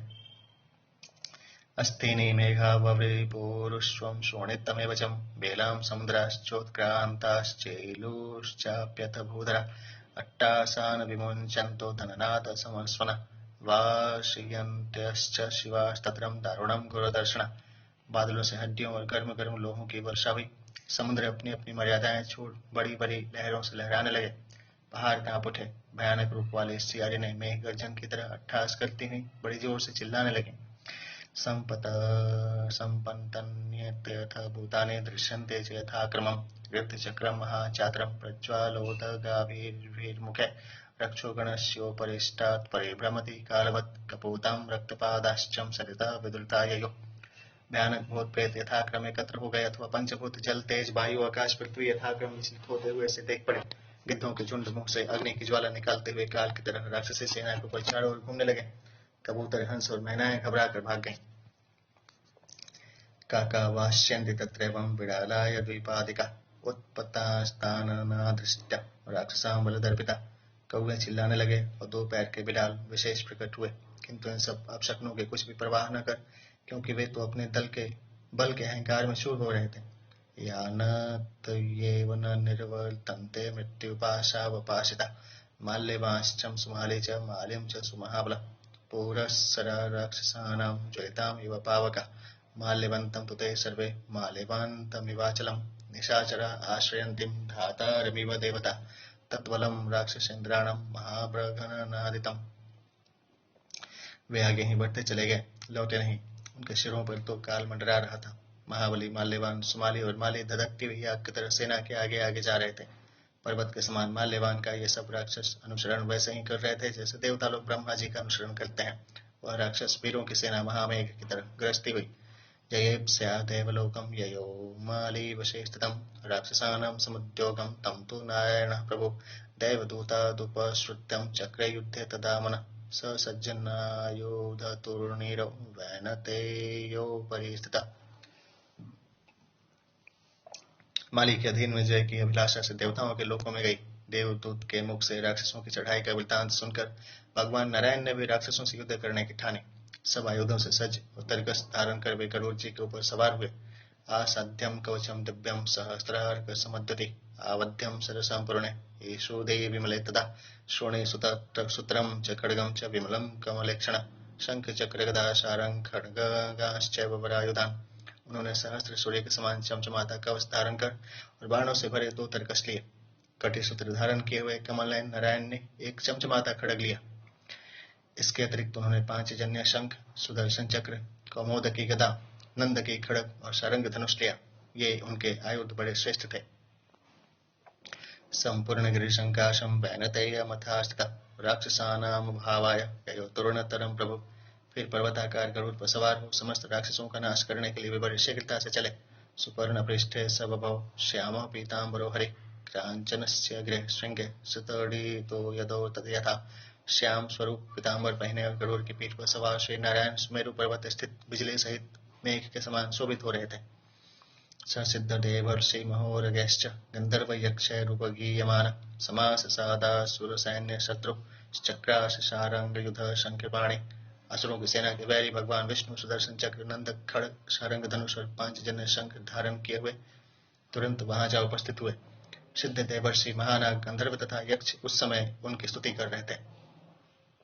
सुपर्ण पक्षानिलनून पक्षम भ्रमत्पपापताकं प्रविकिरण शस्त्रम चचाल तद्राक्षसराज सैन्यम चलोपलम नीलमिवाचलाग्रम। गरुड़ जी के पंखों के पवन से राक्षसी सेना की पताकाएं फट गईं। सैनिकों के हाथों से हथियार छूट पड़े और राक्षस राज के सेना के राक्षस वीर वैसे ही कांप उठे जैसे नीलवर्ण पर्वत का शिखर कांपने लगता है। तथा क्षितः शोणितमासरूपितः युगान्त वैश्वानरतुल्य विग्रह निशाचरः संपरिवार्य माधवम् वरायुधैर्निर्विभिदो सहस्रशः। तदंतर हजारों राक्षस माधव को चारों ओर से घेर घेर कर रुधिर और मांस से सने प्रलयकालीन अग्नि के समान चमचमाते पैने और श्रेष्ठ आयुधों से मारने लगे। उत्तरकांड का 6वां सर्ग संपूर्ण हुआ। ज्ञानसूर्य सत्यनारायण भगवान की जय। अथ 7वां सर्ग। नारायण गृह्णन्ते पुंगजन्तो राक्षसाम्बुदा आर्दयन्तो अस्त्रवर्षेणं वर्षेणेवाद्रिमम्बुदा। गरजते हुए मेघ रूपी राक्षस पर्वत रूपी श्री नारायण के ऊपर अस्त्र रूपी जल की वैसे ही वर्षा करने लगे जैसे मेघ जल की वर्षा पर्वत के ऊपर करते हैं। श्यामावतात्तस्तैर्विष्णुर्णिनैर्नक्तचरोत्तमे वृतोज्जनगिरिर्वायं वर्ष्माणे पयोदरे श्याम एवं निर्मल वन वाले श्री नारायण नीले रंग की कांति वाले राक्षसों से घेरे जाकर ऐसे जान पड़े मानो वर्षा करते हुए मेघों द्वारा अंजन का पर्वत ढक गया हो। शलभा इव केदारम मस्का इव पावकम यथामृत घटम दंशाम मकरा इव चार्णवम तथा रक्षो धनुर्मुक्तम वज्रा निलयमनोजवा हरिम विशन्ति स्म सदा लोका इव विपर्यये। जिस प्रकार खेतों के ऊपर टिड्डियां, आग के ऊपर मच्छर, शहद के घड़े पर डांस और समुद्र में मगर मिल गिरते हैं, उस प्रकार राक्षसों के छोड़े हुए वायु और मन के समान वेगवान और वज्र के तुल्य कठोर बाण नारायण के शरीर में वैसे ही घुसने लगे जैसे प्रलय काल में जीव भगवान के शरीर में समा जाते हैं। शंदनागतागजैश्चम गजमूर्धया अश्वरोहास्तथा शैव पादाताश्चाम्बरे स्थिता राक्षसेन्द्र गृहनिभा श्रेय शक्त्यष्टितोमरे निरुच्छवासं हरिं चक्रु प्राणायामैव द्विजम्। राक्षसी सेना के पर्वताकार योद्धाओं ने रथों पर चढ़कर, हाथियों और घोड़ों पर सवार होकर, पांव प्यादे तथा आकाश में खड़े होकर बाणों, शक्तियों, यष्टियों और तोमरों की वर्षा कर उनसे नारायण को ढक दिया। शस्त्रों से राक्षसों ने नारायण को ऐसा ढक दिया कि वे वैसे ही श्वास रहित से हो गए जैसे प्राणायाम करते समय ब्राह्मण श्वास रहित सा जान पड़ता है। निशाचरस्ताड्यमाने मिनैरिव महोदधे शारंगमायम्य दुर्घर्षो राक्षसेभ्यो सृजनशरान्। श्री नारायण उनके प्रहारों को वैसे ही सह रहे थे जैसे मछलियों के वेग को समुद्र सह लेता है। तदंतर भगवान विष्णु ने सारंग धनुष हाथ में ले राक्षसों के ऊपर बाण चलाना आरंभ किया। शरैर्पूर्णायतोतसृष्टैर्वज्रकल्पैर्मनोजवैः चिच्छेदं विष्णुर्निशीतैः शतशोथः सहस्रशः। वज्र के समान कठोर और मन के समान वेगवान पैने बाणों से भगवान विष्णु ने सैकड़ों हजारों राक्षसों को मार डाला। विद्राभ्य शरवर्षेणं वर्षं वायुरिवोत्थितं पांचजन्यं महाशंखं प्रदध्यम पुरुषोत्तम। जैसे पवन बादलों को उड़ाता है, वैसे ही भगवान विष्णु ने बाणों की मार से सब राक्षसों को भगाकर अपना पांचजन्य महाशंख बजाया। सौमुजो हरिणात्माता सर्वप्राणेन संकराट ररासभिमनिर्ह्लादस्त्रैलोक्यं व्यथन्निव। जब जल से निकले हुए उस शंख श्रेष्ठ को भगवान विष्णु ने बड़े जोर से बजाया, तब उस शंखराज की नाद तीनों लोकों में व्याप्त हो गया और उसने उन तीनों लोकों के रहने वालों को दुखी सा कर डाला। शंखराज रव श्रोत त्रास्यामास राक्षसान् मृगराज इवारण्य समादानेव कुंजरान्। उस शंख श्रेष्ठ के नाद को सुन राक्षस वैसे ही भयभीत हुए जैसे वन में सिंहनाद से मतवाले हाथी भयभीत होते हैं। नशेकुरश्वा संस्थातुं विमदा कुंजरा भवन स्यन्दनेभ्यश्च्युता वीरः शंकराविव दुर्बला। उस समय घोड़े वहां खड़े न रह सके, भड़के और भाग खड़े हुए। हाथियों की मस्ती दूर हो गई। उस शंख ध्वनि को सुन राक्षस बलहीन हो रथों से नीचे गिर पड़े। शारंग चापविनिर्मुक्तं वज्रतुल्याननाशरा विदार्यतानि रक्षांसिं सुपंकां विविशोंश्रितम्। सरंग धनुष से छूटे हुए वज्र के समान मुख वाले तथा अच्छे भौंकदार बाण राक्षसों के शरीर के आर पार हो पृथ्वी में घुस गए। विद्यमाना श्रेय शंखे नारायण करच्युते निवेतु राक्षसा भूमो शैला वज्रहता इव। इस प्रकार उस युद्ध में भगवान के बाणों से छिन्न भिन्न होकर सब राक्षस वज्राहत पर्वतों की तरफ पृथ्वी पर गिर गए। प्रणानि परगात्रेभ्यो विष्णु चक्रकृतानि अश्रीकक्षरन्ति धाराभिः स्वर्णधारा इवाचला। राक्षसों के शरीर चक्र के प्रहार से घायल हो गए थे। उन घावों से बहता हुआ रक्त ऐसा जान पड़ता था मानो पर्वतों से स्वर्ण की धाराएं बहती।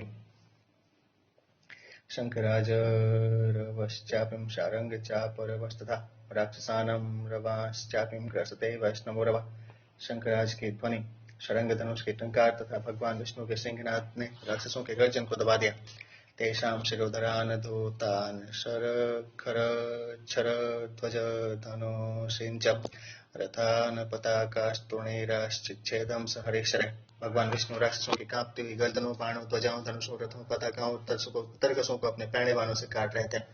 सूर्यादिव कराघोरा उर्म्यः सागरादिवं पर्वतादिव नागेन्द्रं दरौघा इव चाम्बुदात् तथा शरंग बहिर्मुक्ता शरा नारायणैरिता निर्धावन्ति शिवस्तूर्ण शतशोथ सहस्रशः। जैसे सूर्य से प्रकाश की किरणें और समुद्र से जल की तरंगें उठती हैं, वैसे ही भगवान विष्णु के शारंग धनुष से सैकड़ों हजारों बाण बड़ी तेजी से निकल रहे थे। शर्भेन यथा सिंहं सिंहेन दीरदायतां दीरतेन यथा व्याघ्रेण द्वीपिनो यथा द्वीपिनेव यथा श्वान शुनामार्जरका यथा मार्जारेण यथा सर्पेण च यथा खवः तथा ते राक्षसा सर्वे विष्णुना प्रभविष्णुना द्रवन्ते द्राविताश्चान्य शायिताश्च महितले। जैसे शरभ से सिंह, सिंह से हाथी और हाथी से व्याघ्र, व्याघ्र से चीते, चीते से कुत्ता, कुत्ता से बिल्ली, बिल्ली से सर्प और सर्प से चूहे भागते हैं, वैसे ही भगवान विष्णु से भयभीत हुए राक्षस भागे और उनमें से बहुत से निर्जीव हो पृथ्वी पर सो गए। राक्षसानां सहस्त्राणि निहत्यं मधुसूदन वारिजं पूरयामासं त्वयदं सुरराडिव। इस प्रकार भगवान मधुसूदन ने वैसे ही हजारों राक्षसों को मारकर अपना शंख बचाया, जैसे इंद्र के बादल गरजते हैं। नारायण शरत्रस्तं शंखनादा सुबिह्वलं ययो लंकामभिमुखं प्रभग्नं राक्षसं बलम्। भगवान विष्णु के बाणों की मार से भयभीत हो तथा शंख ध्वनि से घबराकर राक्षसी सेना लंका की ओर मुख कर और तितर बितर हो भाग खड़ी हुई। प्रभग्ने राक्षस बले नारायण शराहते सुमाली सरवर्षेणम निवार रणे हरिम। तब अपनी सेना को तितर बितर हो भागते देख सुमाली ने बाणों की वर्षा कर भगवान विष्णु को युद्ध से निवृत्त करना चाहा। सतूतं चादयामासं निहार इव भास्करं राक्षसा सत्व संपन्ना पुनर्धैर्यं समाददो। उसने बाणों की वर्षा कर भगवान विष्णु को ऐसे ढक दिया जैसे कोहरा सूर्य को ढक देता है। सुमाली का ऐसा पराक्रम देख बलवान राक्षस सैनिकों को धीरज बंधा। अथ सोऽभ्यपतद्रोषाद्राक्षवो बलिदर्पितः महानादं प्राकुर्वाणो राक्षसा जीवयन्निव। सुमाली को अपने बल का बड़ा अहंकार था, अतएव वह राक्षस बड़े जोर से गरजता हुआ मानो उन मृतप्राय राक्षसों को फिर चिल्ला रहा था। उक्षिप्य लंबावरणं धूम्रवर्णकरमिव दिपः ररास राक्षसो हर्षात् सत्तडितो यदो यथा। सूंड उठाए हुए हाथी की तरह भूषणों से भूषित हाथ ऊपर को उठाए और हर्षित हो वह वैसे ही गरजा जैसे बिजली युक्त मेघ गरजता है। सुमालेर्नदत्तस्य शिरोज्वलित कुंडलम चिच्छेदयन्तुरश्वाश्च भ्रांतास्तस्य तुरक्षसः। जब सुमाली गरजने लगा तब भगवान विष्णु ने उसके सारथी का कुंडलों से झलमल करता हुआ सिर काट डाला। सारथी के मारे जाने पर सुमाली के रथ के घोड़े अपने इच्छानुसार रथ खींचते हुए रणभूमि में इधर उधर घूमने लगे। तैरस्व वैर्भ्राम्यते भ्रांते सुमारो राक्षसेश्वर इंद्रियाश्व परिभ्रांतर गतिहीनो यथा नर। इस प्रकार असंयमी नर के इंद्रियां उसके वश में न रहकर यथेष्ट कर्मों में प्रवृत्त हो जाया करती हैं, उसी प्रकार सुमाली के सारथीहीन रथ को घोड़े अपने इच्छानुसार लिए हुए इधर उधर घूमने लगे, अथवा उन घोड़ों के इधर उधर घूमने से रथ में बैठा सुमाली भी घूमने लगा। जैसे इंद्रिया रूपी घोड़ों के घूमने से असंयमी पुरुष भ्रांत हो इधर उधर घुमा करता है। ततो विष्णु महाबाहुं प्राप तंतं रणाजिरे हृते सुमालेरश्वश्च रथे विष्णु रथं प्रति माली चाभिद्रवद्युक्तः प्रगृह्य शरासनम। जब सुमाली के घोड़े उसका रथ भगवान विष्णु के सामने ले गए तब अत्यंत तपते हुए महाबाहु भगवान विष्णु को रणभूमि में देख सुमाली का भाई माली धनुष ले भगवान विष्णु की ओर झपटा। मालेर्धनुचिता बाण कार्तस्वर विभूषिता देवी शूरहरिमा साध्यम क्रौंच पत्ररथा इव। माली के धनुष से छुटे हुए स्वर्ण भूषित बाण भगवान विष्णु के शरीर में घुसने लगे, मानो कौन चावल में पक्षी घुसते हों। अर्घ्यमान श्रेयसोधम माले मुक्ते सहस्रश चुक शुभे न रणे विष्णु जितेंद्र इवादिवि। माली के चलाए हजारों बाणों के लगने पर भी भगवान विष्णु युद्ध में जरा भी क्षुब्ध न हुए, जैसे जितेंद्रिय पुरुष मानसिक चिंताओं से कभी क्षुब्ध नहीं होते। अथ मौर्विश्वनं कृत्वा भगवान भूत भावना मालिनं प्रति बाणोघान ससर्जासी गदाधर। तदंतर गदाधारी खड़गधारी भूत भावन भगवान विष्णु ने धनुष को टंकार कर माली के ऊपर बहुत से बाण छोड़े। ते माली देहमा सद्यम वज्र विद्युत प्रभाषरा पिबन्ति रुद्रम तस्य नागा इव सुधारसम। ये बाण बिजली और वज्र के समान चमचमाते थे। बाणों ने माली के शरीर में घुस उसका रक्त वैसे ही सोख लिया जैसे नाग सुधारस पी जाते हैं। मालिनम विमुखम कृत्वं शंख चक्र गदाधर माली मौलिम ध्वजम चापम वाजिनश्चाप्यपातेत। शंख चक्र गदाधारी भगवान विष्णु ने माली को युद्ध से विमुख कर उसका मुकुट ध्वजा और धनुष को काटकर उसके रथ के घोड़ों को भी मारकर गिरा दिया। विरथस्तु गदाम गृह्यम मालिम नक्तम चरुत्तम आप्लुवे गदा पाणिर्गिरिव केसरी। रथ के नष्ट हो जाने पर निशाचरोत्तम माली हाथ में गदा ले रथ से ऐसे कूदा जैसे पर्वत शिखर से सिंह कूदे या उछले। गदया गरुड़े शानम इंसानमिव चांतक ललाट देशोभ्यहन्नत्वचेन्द्रेन्द्रो यथाचलम। जैसे शिव जी के ऊपर यमराज ने अस्त्र प्रहार किया था, अथवा जैसे इंद्र ने पर्वतों पर वज्र प्रहार किया था, वैसे ही माली ने गरुड़ जी के ललाट पर गदा का प्रहार किया। गद्याभिहतस्तेनं मालिना गरुड़ोपृशं रणात् परांगमुखं देवं कृतवान वेदनातुर। उस गदा के प्रहार की पीड़ा से विकल हो गरुड़ जी वहां न ठहर सके और भगवान विष्णु को उन्होंने युद्ध से विमुख कर दिया। परांग मुखे कृते देवे मालिना गरुड़ेनवे उद्दतिष्ठन् महान शब्दो रक्षसां भी नर्दताम। माली की गदा के प्रहार से विकल गरुड़ द्वारा भगवान विष्णु के युद्ध से विमुख होने पर राक्षसों ने बड़ा नाद किया। रक्षसां रूपतां रावं श्रुत्वं हरिहराहयानुज तिर्यगाष्ठाय संक्रुद्धं पक्षी से भगवान हरि। गरजते हुए उन राक्षसों का वह सिंहनाद इंद्रानुज ने सुना और उसे सुन वे क्रुद्ध हुए। तब पक्षीराज गरुड़ की पीठ पर पूंछ की ओर मुख कर भगवान विष्णु ने परांग मुखो अपयूत ससर्ज मालैश्चक्रम जिघांस्याम तत्सूर्यम मंडलाभासम सुभासां भासयन्नभ। गरुड़ जी द्वारा युद्ध से विमुख किए जाने पर भी माली का वध करने के लिए चक्र चलाया। सूर्य की तरह प्रकाशमान और अपने प्रकाश से आकाश को प्रकाशित करते हुए काल चक्रनिभं चक्रम माले शीर्षमपात्यत् तच्छिरो राक्षसेन्द्रस्य चक्रोदकृतं विभीषणम् अपात रुधिरोदगारिं पुरां राहु शिरो यथाम। काले चक्र के समान प्रभावान सुदर्शन चक्र ने माली का सिर काटकर धड़ से अलग कर दिया। राक्षस राज का वह अत्यंत भयंकर मस्तक चक्र से कटकर रुधिर उगलता हुआ भूमि पर वैसे ही गिर पड़ा जैसे पूर्व काल में राहु का सिर चक्र से कटकर गिरा था। ततः सुरेशं प्रहृष्ट सर्वप्राण समीरित सिंहनादरव मुक्त साधु देवेति वादिभिः। यह देख देवता अत्यंत हर्षित हो धन्य हो महाराज कहकर और सब मिलकर बड़े जोर से सिंहनाद करने लगे। मालिनम निहत्तम दृष्ट्वा सुमाली माल्यवानपि सबलो शोक संतप्तो लंकामेव प्रधावितो। माली का इस प्रकार मारा जाना देख सुमाली और माल्यवान भी शोका संतप्त हो सेना सहित लंका को भाग गए।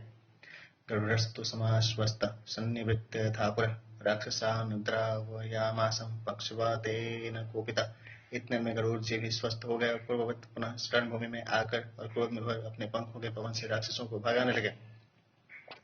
चक्रकृतास्य कमलागदासन चूर्णितोरस लांगलापितग्रीवा मुसलैर्भिन्नमस्तका। भगवान विष्णु ने बहुत से राक्षसों के मुख कमल चक्र से काटे, किसी की छाती को गदा से चूर्ण कर दिया, किसी की गर्दन में हल डालकर उसे खींचा और उसको मार डाला। बहुतों के सिर मुसल के प्रहार से चूर चूर कर डाले। के छिन्न वासना छिन्नास्तथा न्याय शरताड़िता निपेतुरंबरा तरुण राक्षसा सागरांभसी। बहुत को तलवार से काट डाला, बहुतों को बाणों से छेद डाला। इस प्रकार राक्षसों को घायल कर दिया और वे प्राण रहित हो आकाश से तुरंत समुद्र के जल में जा गिरे। नारायणो अपि पूर्वराशनेभिः विदारयामास तनुर्विमुक्तः नक्तं चरान् धूतविमुक्तकेशान् यथा शनेभिः षट्णीन् महाभ्रव। बिजली सहित महामेघ जिस तरह वज्र प्रहार से फट जाता है, उसी तरह भगवान विष्णु भी अपने धनुष से छोड़े हुए पैने तीरों के मार से सिर के बाल खोले हुए राक्षसों को विदीर्ण करने लगे। भिन्नात पत्रम पतमान शस्त्रम शरैर्पद्वस्तविनीत वेशम विनिश्रितांतरम भयलोकनेत्रम बलम तदुन्मत्तरम बभुवा। मरने से बचे हुए राक्षसों की बड़ी दुर्गति हुई। किसी किसी की छाती फट गई, कितनों ही के हाथों से हथियार छूट पड़े, बहुतों की सूरतें ही बिगड़ गईं, बहुतों की आंखें निकल पड़ी और बहुतों की आंखें मारे घबराहट के उलट गईं। सारांश यह कि राक्षसी सेना पागल सी हो गई। सिंहार्दितानामिव कुंजराणम निशाचराणाम सह कुंजराणम रवाश्च वेगाश्च समं बभूव प्राण सिंहेन विमर्दितानाम। नृसिंह भगवान द्वारा मर्दित हाथी रूपी राक्षसों का घोर शब्द तथा हाथियों का चिंगार और वेग एक ही साथ उत्पन्न हुआ। ते वर्यमाण हरिबाण जाले स्वबाण जालानि समुद्र सृजंता धवन्ति नक्तं चरकालमेघा वायु प्रणुन्ना इव कालमेघा। जैसे काली मेघ घटा पवन से तितर बितर हो उड़ जाती है, वैसे ही राक्षस रूपी काले बादल भगवान विष्णु के बाणों से छिन्न भिन्न हो अपने बाणों को छोड़ते हुए लंका की ओर भागे। चक्र प्रहारैर्विनिकृत शीर्षा संचूर्णितांगाश्च गदा प्रहारे असि प्रहारैर्द्विविधां विभिन्ना पतन्ति शैला इव राक्षसेन्द्र। वे राक्षसेन्द्र भागते हुए रास्ते में पहाड़ की तरह गिर पड़े थे। उनमें से किसी किसी के सिर चक्र से कट गए थे, किसी किसी के तलवार से दो दो टुकड़े हो गए थे। विलंबमाणैर्मणिहार कुंडले निशाचरैः नीलवलाह गोपमय निपात्यमाणैर्दृशे निरन्तरं निपात्यमाणैरिव नीलपर्वतैः। मणियों, हारों और कुंडलों से शोभित बड़े बड़े नील बादलों की तरह वे विशाल राक्षस बड़े बड़े नील पर्वतों की तरह चूर्ण होकर निरंतर गिरते हुए देख पड़ते थे। उत्तरकांड का 7वां सर्ग पूरा हुआ। ध्यान सूर्य सत्यनारायण भगवान की जय। अतः अष्टम सर्ग। हन्यमाने बले तस्मिन् पद्मनाभेन पृष्ठतः माल्यवान् सन्निवृत्तोऽथ वेलामित्यैवार्णवः भगवान पद्मनाभ जब उस राक्षसी सेना को मारते और खदेड़ते ही चले गए, तब माल्यवान लंकापुरी तक पहुंचकर पुनः वैसे ही लौटा जैसे समुद्र अपने तट पर पहुंचकर पीछे लौटता है। संरक्त नयन क्रोधाचल मौलिर्निशाचर पद्मनाभमिदं प्राहं वचनं पुरुषोत्तमम्। माल्यवान राक्षस क्रोध में भर तथा लाल लाल नेत्र कर और सिर कपाता हुआ भगवान पुरुषोत्तम पद्मनाभ से यह बोला, नारायण न जानी से छात्र धर्म पुरातनम अयुद्ध मानसो भीतान नस्मान हंसी यत्र। हे नारायण, तुम पुरातन छात्र धर्म को नहीं जानते, क्योंकि युद्ध से लौटे हुए उतरे हुए हम लोगों को तुम क्षुद्र जन की तरह मार रहे हो। परांगम कवदम पापम यह करोति सुरेश्वर सहंता नगतः सर्वम लभते पुण्य कर्मणाम। हे सुरेश्वर, युद्ध से मुख मोड़े हुए को जो मारता है वह पाप करता है, उसे पुण्यात्मा लोगों से प्राप्त स्वर्ग की प्राप्ति नहीं होती। युद्ध श्रद्धा अथवा ते अस्ति शंख चक्र गदाधर अहम स्थितो अस्मि पश्यामि बलम दर्शय यत्तव। हे शंख चक्र गदाधारी, यदि तुम्हारी इच्छा लड़ने ही की है तो मैं तुम्हारे सामने खड़ा हूँ, मुझ पर तुम अपना बल आजमा लो। माल्यवंतम स्थितम दृष्टम माल्यवंतम विवाचलम वाच राक्षसेन्द्रम तम देवराजानुजो बलि। माल्यवान पर्वत की तरह माल्यवान राक्षस को अटल खड़ा देख उस राक्षसेन्द्र से भगवान विष्णु ने कहा, युष्मतो भयभीतानां देवानां वयमया वयं राक्षसोऽथ साधनं दत्तं दत्ते तदनुपाल्यते। तुम लोगों के भय से त्रस्त देवताओं को मैंने राक्षस नाश रूप अभयदान दिया है, सो मैं इस समय राक्षसों का विनाश कर उस अपनी प्रतिज्ञा को पूर्ण कर रहा हूँ। प्राणैरपि प्रियं कार्यं देवानां हि सदा मया सोऽहं वो निहनिष्यामि रसातलगतानपि। क्योंकि मुझे अपने प्राणों की बाजी लगाकर भी देवताओं का प्रिय कार्य करना स्वीकार्य है, अतः मैं तुम लोगों को अवश्य मारूंगा, भले ही तुम रसातल में ही क्यों न चले जाओ, वहां भी मैं तुम्हारा पीछा करूंगा। दैवदेवं ब्रह्माणं तं रक्ताम्बुरुहलोचनं शकत्यां विभेद संक्रुद्धो राक्षसेन्द्रो भुजान्तरे। लाल कमल के समान नेत्र वाले देवताओं के भी देवता भगवान विष्णु जी इस प्रकार कह ही रहे थे कि राक्षस श्रेष्ठ माल्यवान ने क्रोध में भर उनकी छाती में एक शक्ति मारी। माल्यवद भुजा निर्मुक्तां शक्तिर्घंटाकृतास्वान् हरेरुरसेवाभ्राज मेघस्त्वे सुतहृदा। माल्यवान के हाथ से छुटी हुई शक्ति घंटियों का शब्द करती हुई भगवान विष्णु की छाती में लगी, ऐसे शोभित हुई जैसे श्याम मेघ में बिजली शोभित होती है। ततस्तामेव चोदकृत्य शक्तिं शक्तिधरप्रिय माल्यवन्तं समुद्दिश्य चिक्षेपाम्बुरुहेक्षण। सुब्रह्मण्यप्रियं कमलनायन भगवान ने तत्काल ही उस शक्ति को अपनी छाती से निकालकर उसी से माल्यवान को मारा। स्कंदोत सृष्टेव सा शक्तिर्गोविन्दकरनिशिता कांक्षन्ति राक्षसं प्राणमहावल्लकेवांजनाचलम्। भगवान गोविंद के हाथ से छुटी हुई वह शक्ति स्वामी कार्तिक के समान राक्षस का संहार करने के लिए ऐसे लपकी जैसे कज्जलगिरी पर उल्का झपट कर आई हो।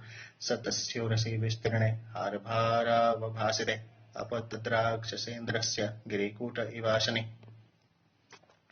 वह शक्ति माल्यवान के हार विभूषित चौड़ी छाती में वैसे ही जाकर लगी जैसे इंद्र के चलाया वज्र पर्वत के लगता है। तया विन्नतंत्राण प्राविशद्वैपुलम तम माल्यवान पुनरास्वस्तस्थौ गिरिरिवाचल। शक्ति के लगने से माल्यवान का कवच टूट गया और वह मूर्छित हो गया। कुछ काल पीछे वह सचेत हुआ, फिर वह पर्वत की तरह निश्चल हो सामने खड़ा हो गया। ततः कालायसं शूलं कंटकैर्बहुभिश्चितं प्रगह्याभ्यहनद्देवं स्तनयोरन्तरे दृढम्। और उसने बहुत कांटोदार लोहे का एक शूल बड़े जोर से भगवान विष्णु की छाती में मारा। तैव्रणरक्तस्तु वैष्टेना वासवानुजं ताड़ित्वं धनुर्मात्रं वक्रांतो निशाचर। फिर ऊपर से उस रणप्रिय निशाचर ने भगवान की छाती में एक घूंसा भी मारा और घूंसा मारकर वह 4 हाथ पीछे हट गया। ततो अंबरे महांगशब्द साधु साध्वेति चोत्थिता अत्य राक्षसो विष्णु गर्वं चाप्यताड़यत्। उसका ऐसा साहस देखकर आकाश में वाह वाह का बड़ा शब्द हुआ, अर्थात सुन पड़ा। माल्यवान ने भगवान विष्णु पर प्रहार कर गरुड़ जी पर भी प्रहार किया। वैनतेयस्ततः क्रुद्धः पक्षपातेन राक्षसं व्यापोहत्वलवान् वायु शुष्क पर्णाचयं यथाम। तब बलवान गरुड़ जी ने क्रोध में भर उस राक्षस को वहां से अपने पंखों के पवन के झोंके से ऐसा उड़ाया जैसे पवन सूखे पत्तों के ढेर को सहज से उड़ा देता है। द्विजेन्द्र पक्षपातेनं द्रावितं दृश्य पूर्वजं सुमाली स्वबलः सार्धं लंकाम अभिमुखो यजौ। गरुड़ जी के पंखों के पवन से अपने बड़े भाई माल्यवान को भगाया हुआ देख सुमाली अपनी सेना के साथ लंका को भाग गया। पक्षपात बलोद्भूतो माल्यवान अपि राक्षसः स्वबलेन समागम्यं ययो लंकां हि आवृता। गरुड़ जी के पंखों के पवन से उड़ाया हुआ राक्षस माल्यवान भी लज्जित हो अपनी सेना को साथ ले लंका में लौटकर चला गया। एवं ते राक्षसा राम हरिणा कमलेक्षण बहुशः संयुगे भग्ना अथ प्रवर नायका। हे राम, इस प्रकार कमल नयन भगवान विष्णु ने युद्ध में उन राक्षसों का अनेक बार मारा और उनके मुखियों का नाश किया। अशक्नुवन्तस्ते विष्णुं प्रति योद्धुं बलादिता त्यक्त्वं लंकां गता वस्तुं पातालं सह पत्न्या। जब वे राक्षस भगवान विष्णु का सामना न कर सके और सताए गए तब वे अपने बाल बच्चों को साथ ले और लंका का निवास त्याग पाताल में जा बसे। सुमालिनं समासद्यं राक्षसं रघुसत्तमा स्थितः प्रख्यात वीर्यास्ते वंशे शालकटकटे। हे रघुश्रेष्ठ, समस्त प्रसिद्ध पराक्रमी राक्षस सुमाली को राजा बना वहीं शालकटंकटा के वंश में रहने लगे, अथवा विख्यात बलवीर्य वाले राक्षस शालकटंकटा के वंश वाले सुमाली के आश्रय में समय बिताने लगे। ये त्वया निहतास्ते तु पौलस्त्या नाम राक्षसा सुमाली माल्यवान माली ये च तेषां पुरःसरः सर्व एते महाभागा रावणात्वलवत्तरः। हे राम, तुमने पुलस्त्य वंश वाले जिन समस्त राक्षसों का संहार किया है उन सब से महाभाग सुमाली, माल्यवान और माली प्रधान थे। अधिक क्या कहें, ये सब रावण से भी अधिक बलवान थे। न चान्यो राक्षसान् हन्ता सुरारे न देवकंटकान् ऋते नारायणं देवं शंखचक्र गदाधरम्। शंख चक्र गदाधारी भगवान विष्णु को छोड़ और कोई भी देवताओं को सताने वाले असुर शत्रु राक्षसों का नाश नहीं कर सकता है। भगवान नारायणो देव चतुर्बाहुं सनातनः राक्षसान् हन्तुमुत्पन्नो याजय्य प्रभुरव्ययः। सो तुम्हें चार भुजाओं वाले सनातन, अजय, अविनाशी और साक्षात नारायण हो। राक्षसों का नाश करने के लिए तुमने अवतार लिया है। नष्ट धर्म व्यवस्थानां काले काले प्रजाकर उत्पद्यते तस्योबद्धे शरणागत वत्सल। जब कभी धर्म की व्यवस्था होती है तब आप उसकी सुव्यवस्था करने तथा प्रजा की रक्षा के लिए तथा डाकुओं के मारने के लिए शरणागत वत्सलतावश जन्म लेते हैं। ऐसा मया तव नराधिपं राक्षसानां उत्पत्तेरद्य कथितां सकला यथावत् भूयो निबोधं रघुसत्तमो रावणस्य जन्म प्रभावमतुलं स तु सुतस्य सर्वम्। हे नरनाथ, आज मैंने तुमको समस्त राक्षसों की उत्पत्ति की कथा ज्यों की त्यों सुनाई। हे रघुश्रेष्ठ, अब मैं तुमको रावण और उसके पुत्रों का जन्म वृत्तांत एवं अतुल प्रभाव का समस्त वर्णन सुनाता हूँ। चिरात सुमाली व्यचरत्र सातलं स राक्षसो विष्णु भयादितस्तदा पुत्रैश्च पौत्रैश्च समन्वितो बले ततस्तु लंकामवसदनेश्वर। जब श्री विष्णु भगवान के भय से पीड़ित हो पुत्र पौत्रों व परिवार सहित सुमाली बहुत दिनों तक रसातल में विचरता रहा, तो कुबेर जी लंका में जाकर रहने लगे। उत्तरकांड का 8वां सर्ग संपूर्ण हुआ। ध्यान सूर्य सत्यनारायण भगवान की जय। अथ नवम सर्ग। विष्णुरहं शान्ताकारं भुजगशयनं पद्मनाभं सुरेशं विश्वाधारं गगनं सदृशं मेघवर्णं शुभांगं लक्ष्मीकान्तं समन्वयनं योगिविद्यानगम्यं वन्दे विष्णु भवभयहरं सर्वलोकैकनाथं सर्वस्वरूपे सर्वेशे सर्वशक्ति समन्वितं भयभ्यस्त्राहिनो देवीं दुर्गे देवी नमस्तुते। कर्पूरगौरं करुणावतारं संसारसारं भुजगेन्द्रहारं सदा वसन्तं हृदयारविन्दुभं भवानी सहितं नमामि। त्वमेव माता चित्ता त्वमेव बन्धो चष्टा त्वमेव त्वं विद्याद्रविणं त्वमेव सर्वं मम देवदेवता। ॐ विष्णुर्भवं ॐ ह्रीं क्लीं चामुण्डाय विद्महे ज्वलनं शमनं चम्बट स्वाहा। ॐ हरिः नमः। सर्वस्वरूपे सर्वेशे सर्वशक्ति समन्वितं भयभ्यस्त्राहिनो देवीं दुर्गे देवी नमस्तुते। ॐ विष्णुवे नमः। ॐ भगवस्वत्तत्सवितुर्वरेण्यं भर्गो देवस्य धीमहि धियो यो नः प्रचोदयात्। हरिः ओम्।